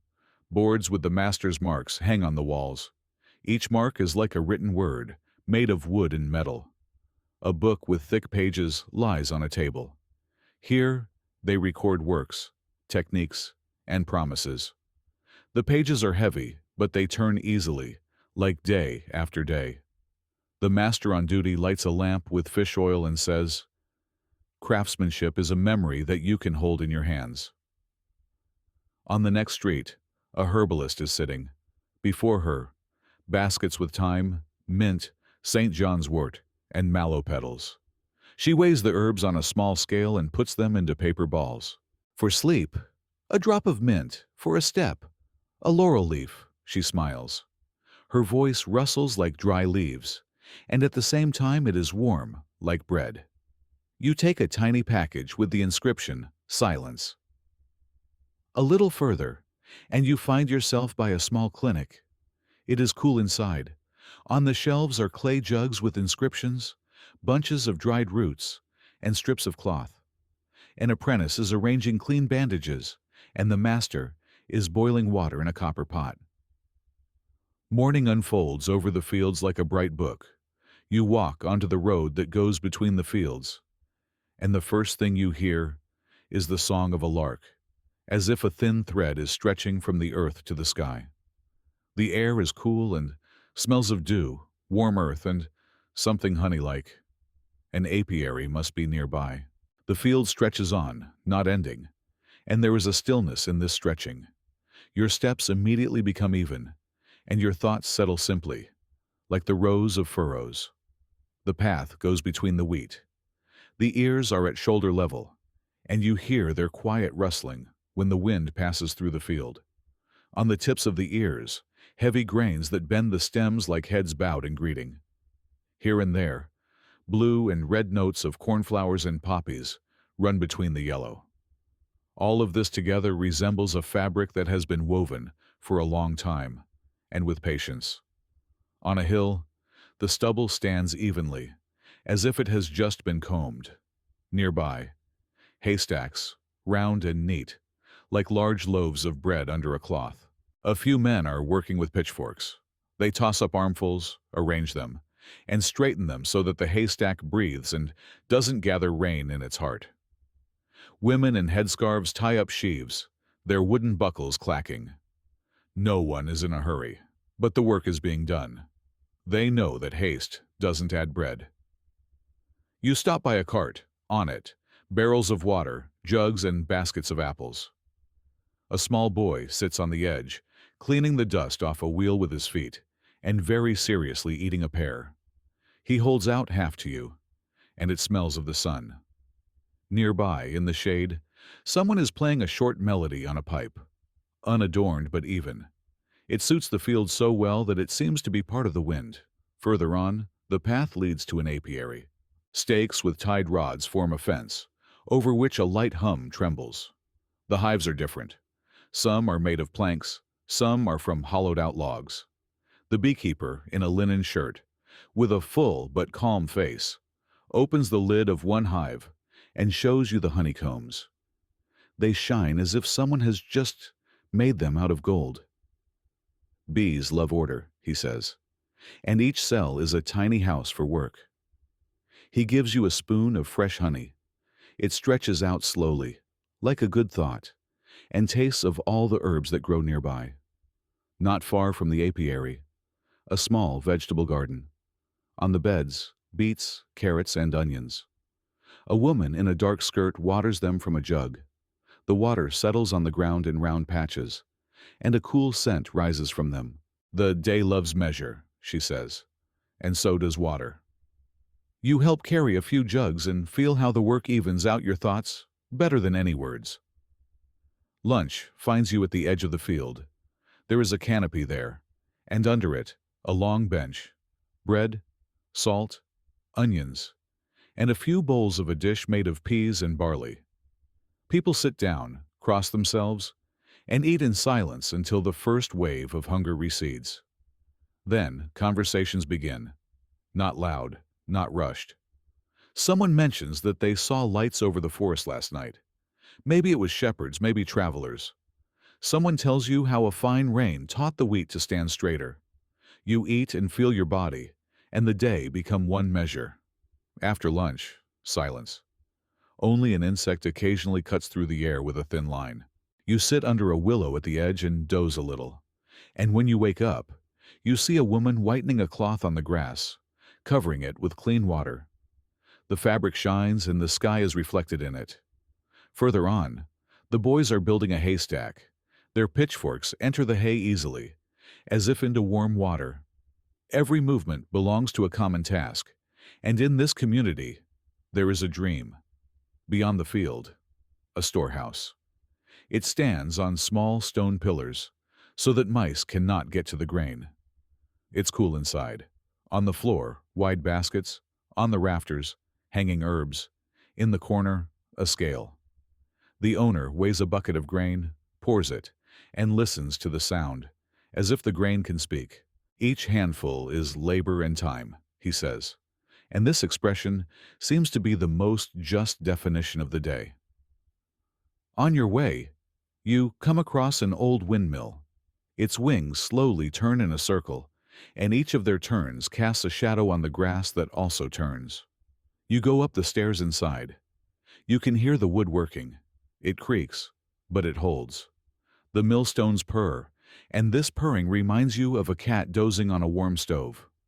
The miller thanks the wind and places his palm on the log, as if he is catching his breath along with the machine. "Measuring. That's our craft here," he says, and you nod. Everything here is about measure. Further on, the field changes its voice. Oats appear, light like a changing rain, then rye with sharper beards, and finally, a meadow with bellflowers and clover. Cows move slowly, and their bells echo to each other with gentle notes. Shepherd dogs lie on the roadside, but their eyes are attentive. The shepherd gets up, greets you, and tosses you a short stick so that you can see how it should lie in your hand. Not to squeeze, but to hold. You approach the boundary where the field meets the forest.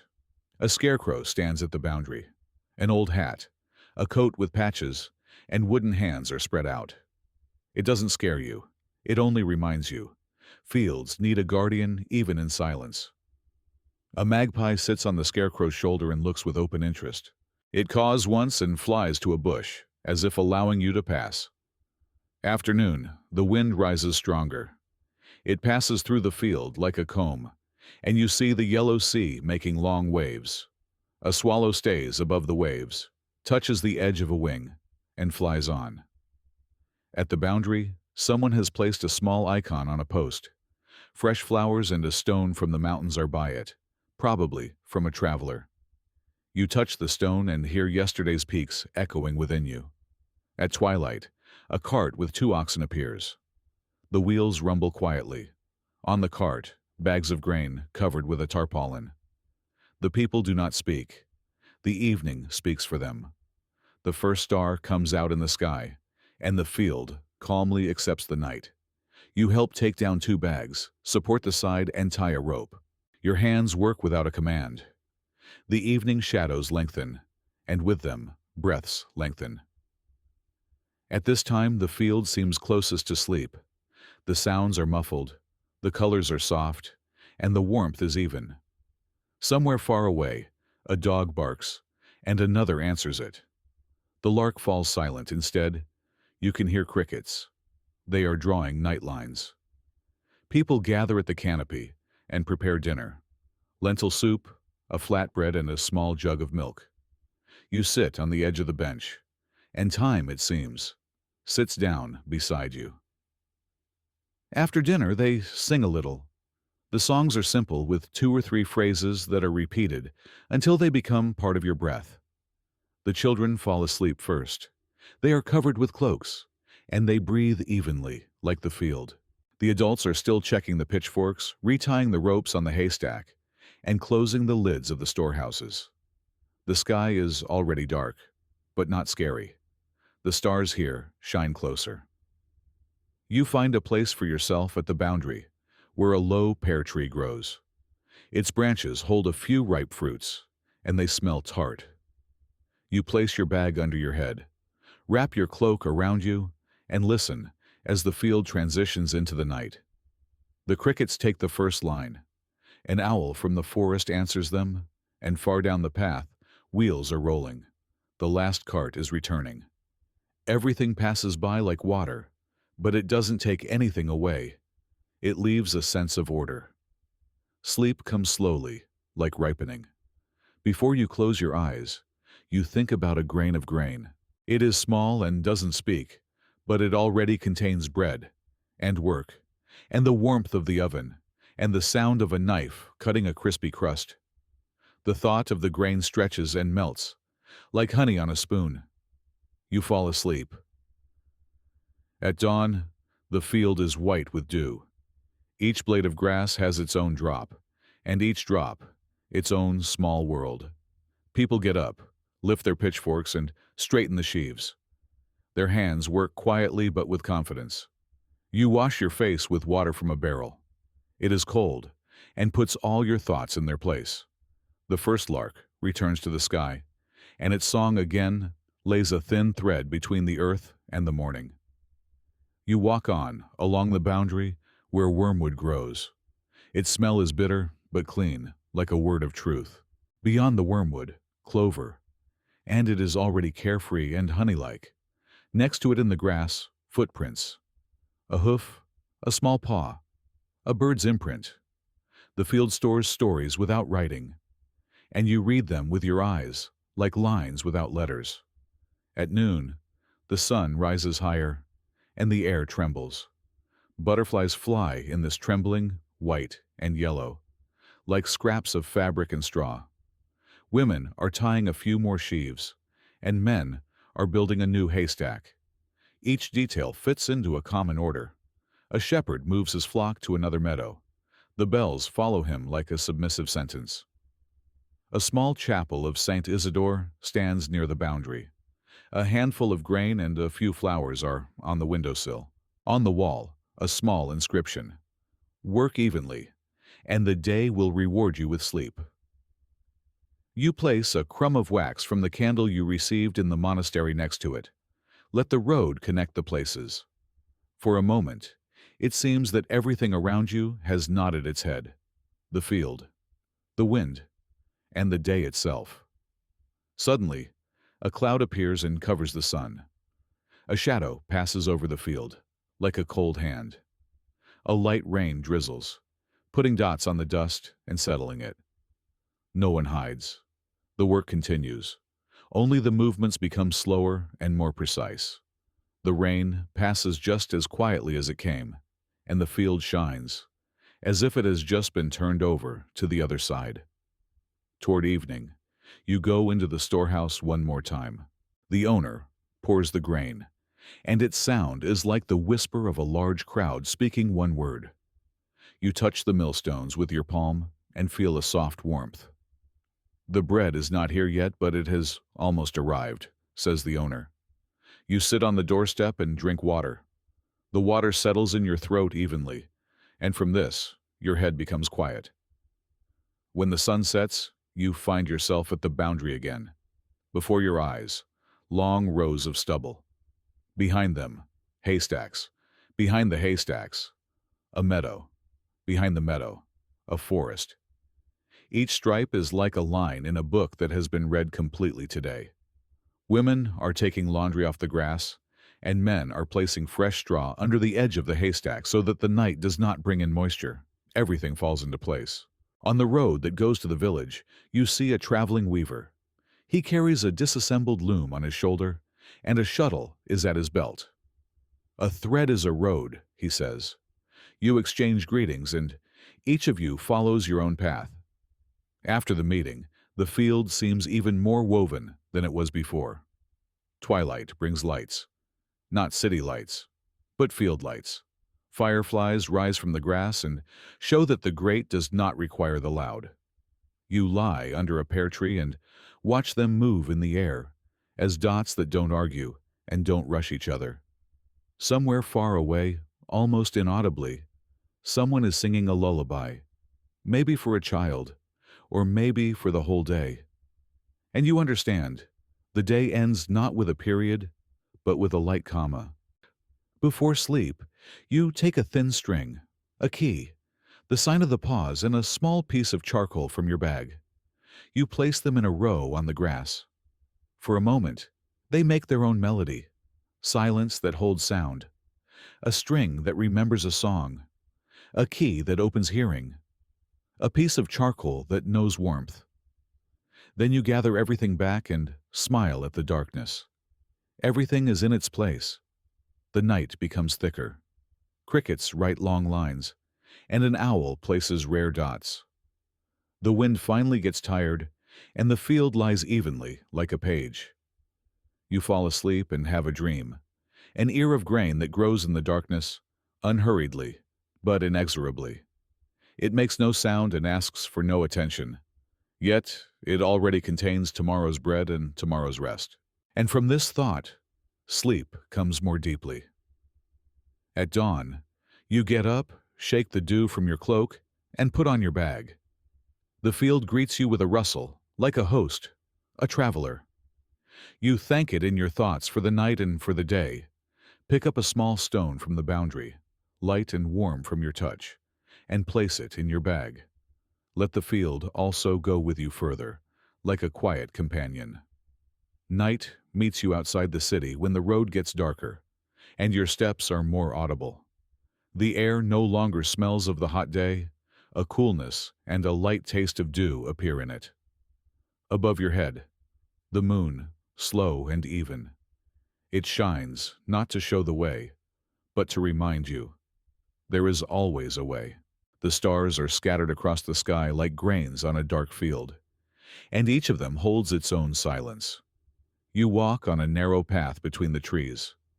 The leaves rustle so quietly that it is more like a breath than a sound. In the depths, you can hear an owl. Its voice stretches out for a long time and disappears, as if someone has put a period at the end of a line. You stop and listen. The night is not silent, but it speaks slowly and rarely. This is a language that does not require haste. A bonfire flickers somewhere nearby. You walk up and see two shepherds. They are sitting by the fire, and a few sheep are resting beside them.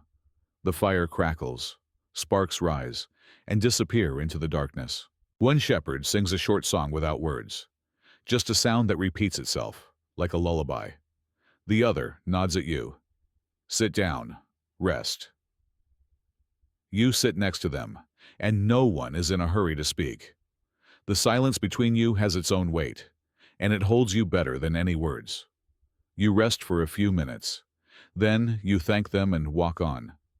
The road in the darkness is even, because the darkness erases the unnecessary. You only see outlines, the shadows of the trees, the gleam of water in a ditch, a cloud passing across the sky. But this is enough to walk. Your steps find their own rhythm, and this rhythm becomes the music of the night. A bell is heard ahead. It is not loud, but distant, as if someone is rocking a metallic thread between the hills. You walk toward the sound and reach a small chapel. A bell hangs on the door. You touch it, and it responds with a thin voice. The night loves even sounds, you think. Inside the chapel, it is dark, and only a tiny lamp shines steadily. You sit on a bench, inhale the scent of wax, and remain there for a few minutes until your thoughts calm down. When you leave the chapel, the moon is already higher. Its light falls on the road like a thin silver fabric. You walk on this fabric, and it seems that your steps leave no traces. Fireflies flicker at the edge of the forest. There are many of them, and they move so slowly that they resemble small lanterns hanging on threads. They do not illuminate the path, but they make the night softer. A little further on, the road comes out to a river. The water is black, but the stars are reflected on the surface. And from this, it seems that you are walking between two heavens. You bend down and scoop up a handful of water. It is cool and fresh, and its taste is a reminder of the day that has already passed. Someone has left a boat nearby on the bank, turned upside down. It looks like a sleeping animal. You sit beside it and listen to the water whispering, and this whispering slowly soothes you even more deeply. The road continues between the hills. In the darkness, they look like large backs that are sleeping. You climb one of them and see the valley below you drowning in fog. The fog glows in the moonlight, like milk in a bowl. From here, the stars are even closer, and it seems that if you raise your hand, you can touch them. You sit on the hill until you feel that your chest is calmer than anywhere else. At night, time does not have the same weight as during the day. Hours stretch out and become like long breaths. You walk and don't think about how many more steps you have to take. You just listen to the night making its own rhythm. The owl, the cricket, the distant steps of an animal, the rustling of grass. Each sound settles on another, and from this, a music is formed that does not need a beginning or an end. You see lights above a field. It's a village. But you don't go there. The village is sleeping and you don't want to wake it up. You only look from a distance. A few lights in the windows. A dog by the gate that has raised its head and lain down again. This is enough to feel the presence of people, even without going closer. A little further on, you find an oak tree with a thick trunk. Someone has placed a bench near it. You sit down and listen to the oak breathing with the night. Its branches rustle so evenly that it resembles a prayer. You lean your back against the bark and feel it holding you, like an old friend. When the night gets deeper, you reach a small valley. A stream flows there and a small bonfire burns on its bank. A traveler is sitting by it. He greets you and pours you a mug of warm water with herbs. At night, the main thing is to listen, he says.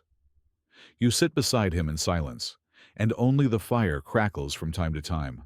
Then you thank him and walk on, and his light remains behind, like a star that has fallen to the earth. Finally, you find a place to rest. It is a clearing where the grass is soft and the sky is open above your head. You lay out your cloak, lie down, and look up. The stars shine evenly, and it seems that they are breathing with you. The moon moves slowly, and you feel that the night is moving along with it. Your eyes close, and sleep comes quietly, like a shadow. In your dream, you see a road that goes through the night without end. It glows with silver, and the people you met are walking on it. Shepherds, the scribe, the blacksmith, the traveler with the bonfire. They do not speak, but their presence is warm. The road stretches endlessly, but it doesn't become heavy from this. In this dream, you walk evenly, and each step sounds like the strike of a small bell. At dawn, you wake up. The sky is brightening. The stars slowly go out and the moon fades, like a tired traveler. The first bird wakes up and sings 3 notes. Simple, like the beginning of the day. You get up, shake the dew from your cloak, and inhale the cool air. The night is leaving, but its peace remains with you, like a quiet melody that you will not forget. You walk on the road, which is now becoming clearer. The grass shines with dew. The bushes wake up, and smoke rises from the first houses. The day is beginning, but the night still lives within you, even calm and slow. And this inner peace becomes the best companion for a new step. The road leads you further through the night, and on the horizon, the dark outlines of old walls suddenly appear. These are the ruins of a former tower. The moss-covered stones stand quietly, but at night they look different, as if time itself has chosen a shelter here. You go inside through a broken arch, sit on a stone, and listen to the wind whistling in the cracks of the walls. Here, you feel that even what has fallen can be a part of the road. The tower does not frighten you. It holds silence, and this silence becomes like a peaceful dream. Further on, the path leads to a market that is located in the open air. Although it's night, a few lanterns are shining over the rows. The merchants are already asleep, but their goods are covered with cloths, and the air still smells of spices, honey, and resin. You walk past these rows and feel how the night envelops each thing. The wheel of a cart, a ceramic jug, a bundle of fabric. Here, even the silence smells of trade. One of the dogs raises its head, looks at you, and lies down again, recognizing that you are one of them. A little further on, you meet an old shepherd. He is sitting by a bonfire, and a few goats are next to him.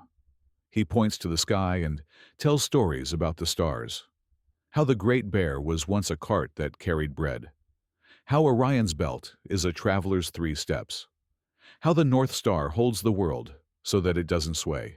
His voice is even and slow, and the stars seem closer when you listen to him. You sit next to him, and time becomes like a long thread that he calmly winds onto his hand. When you walk on, the night begins to thicken. It seems to be weaving a fabric around you, and this fabric is warm. The sounds become more muffled. Even your steps sound as if they are immediately absorbed by the earth. This is no longer just a road, but a walk inside the night itself. In this walk, you feel a special lightness, because the night doesn't demand anything from you, except for a steady step. In a dream that comes during a short nap, right on the road, you see a city of light. It has no walls, just many small lights hanging in the air. The streets there are not made of stone, but of silence, and people with no shadows walk on them. They greet you with a look and give you a firefly that shines evenly. You wake up, and in the grass, you really see a small light. An insect glows for a few seconds and goes out. You smile. The dream has left its mark. Further on, the road comes out to the crest of a hill. Below, you can see a lake. Its surface is black, but the moon is reflected in it, so that it seems as if there are 2 worlds. You sit on the bank, listen to the lapping of the water, and understand. The night has 2 faces, a dark one and a light one, but both are equally calm. In this reflection, it's easy to fall asleep even on a stone. A little further on, you find a small bridge over a stream. It is wooden and creaky, but it holds. You cross and feel the planks under your feet responding to your steps with a quiet sound. This sound reminds you that even at night, the road responds. A bench stands on the other side, and you sit down to rest, looking into the darkness. The darkness is not empty. There is peace in it. There is a home in it. Before dawn, you reach a field where a few people are already working. They are stacking hay, although it is still dark. Lanterns hang on stakes, and their light makes circles on the grass. You help lift one armful and feel your hands finding strength again. The work is at night, but it has its own rhythm, just as even as the days. The people thank you and nod, and you walk on. Finally, the first streaks of light appear on the horizon. They are pink and gentle, and the night retreats without resistance. The stars fade, one by one, like candles that are extinguished after a service. The moon descends lower, and you understand. The night has given everything it could, and now it's time for the day. But its peace has remained with you. You inhale the fresh air, and it feels lighter than ever. When the sun finally rises, you feel that the night journey was not darkness. It was an even canvas on which you could see both shadows and light. And this piece becomes your baggage. The day is just beginning, and the night is still sounding within you, like a distant song. And this sound will go with you further, step by step, to a new evening. In the darkness, you see the lights of eyes. It is a fox looking out from among the bushes. It looks intently, but without malice. For a few seconds you look into each other's eyes, and this is enough to understand. Even the night inhabitants accept your gait. It disappears just as quietly as it appeared, and the night again belongs only to the sounds of the wind and your steps. Further on, you see a monastery on a hill. Its windows are dark, but singing comes from within, a night prayer. It is not a loud choir, but a few even voices that repeat one melody. It flows, like a river, without a beginning or an end. You stop and listen, and it seems that these voices are taking your fatigue and turning it into peace. When the singing subsides, the night becomes even deeper, and there is a beauty in this. You continue your path and see traces of dew in the grass, glowing in the moonlight. Each drop holds the reflection of a star. It's as if the sky has descended to the earth and left its small signs here.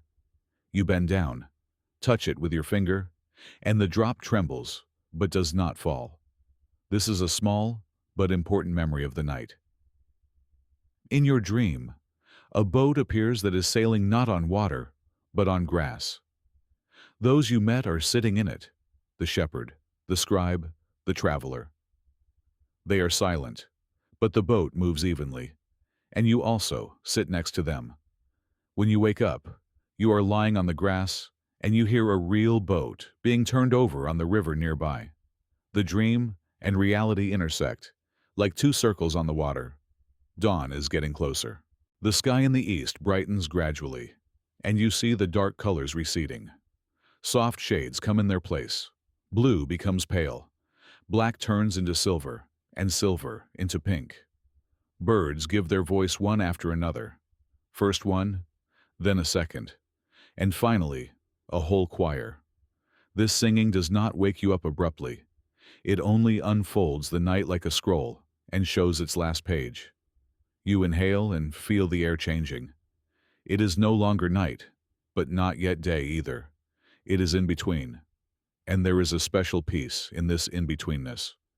You take a few steps, and with each step, the sky becomes clearer.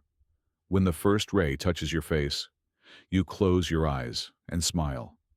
The night is over, but its music still sounds within you, quietly and evenly, like a lullaby. Duh.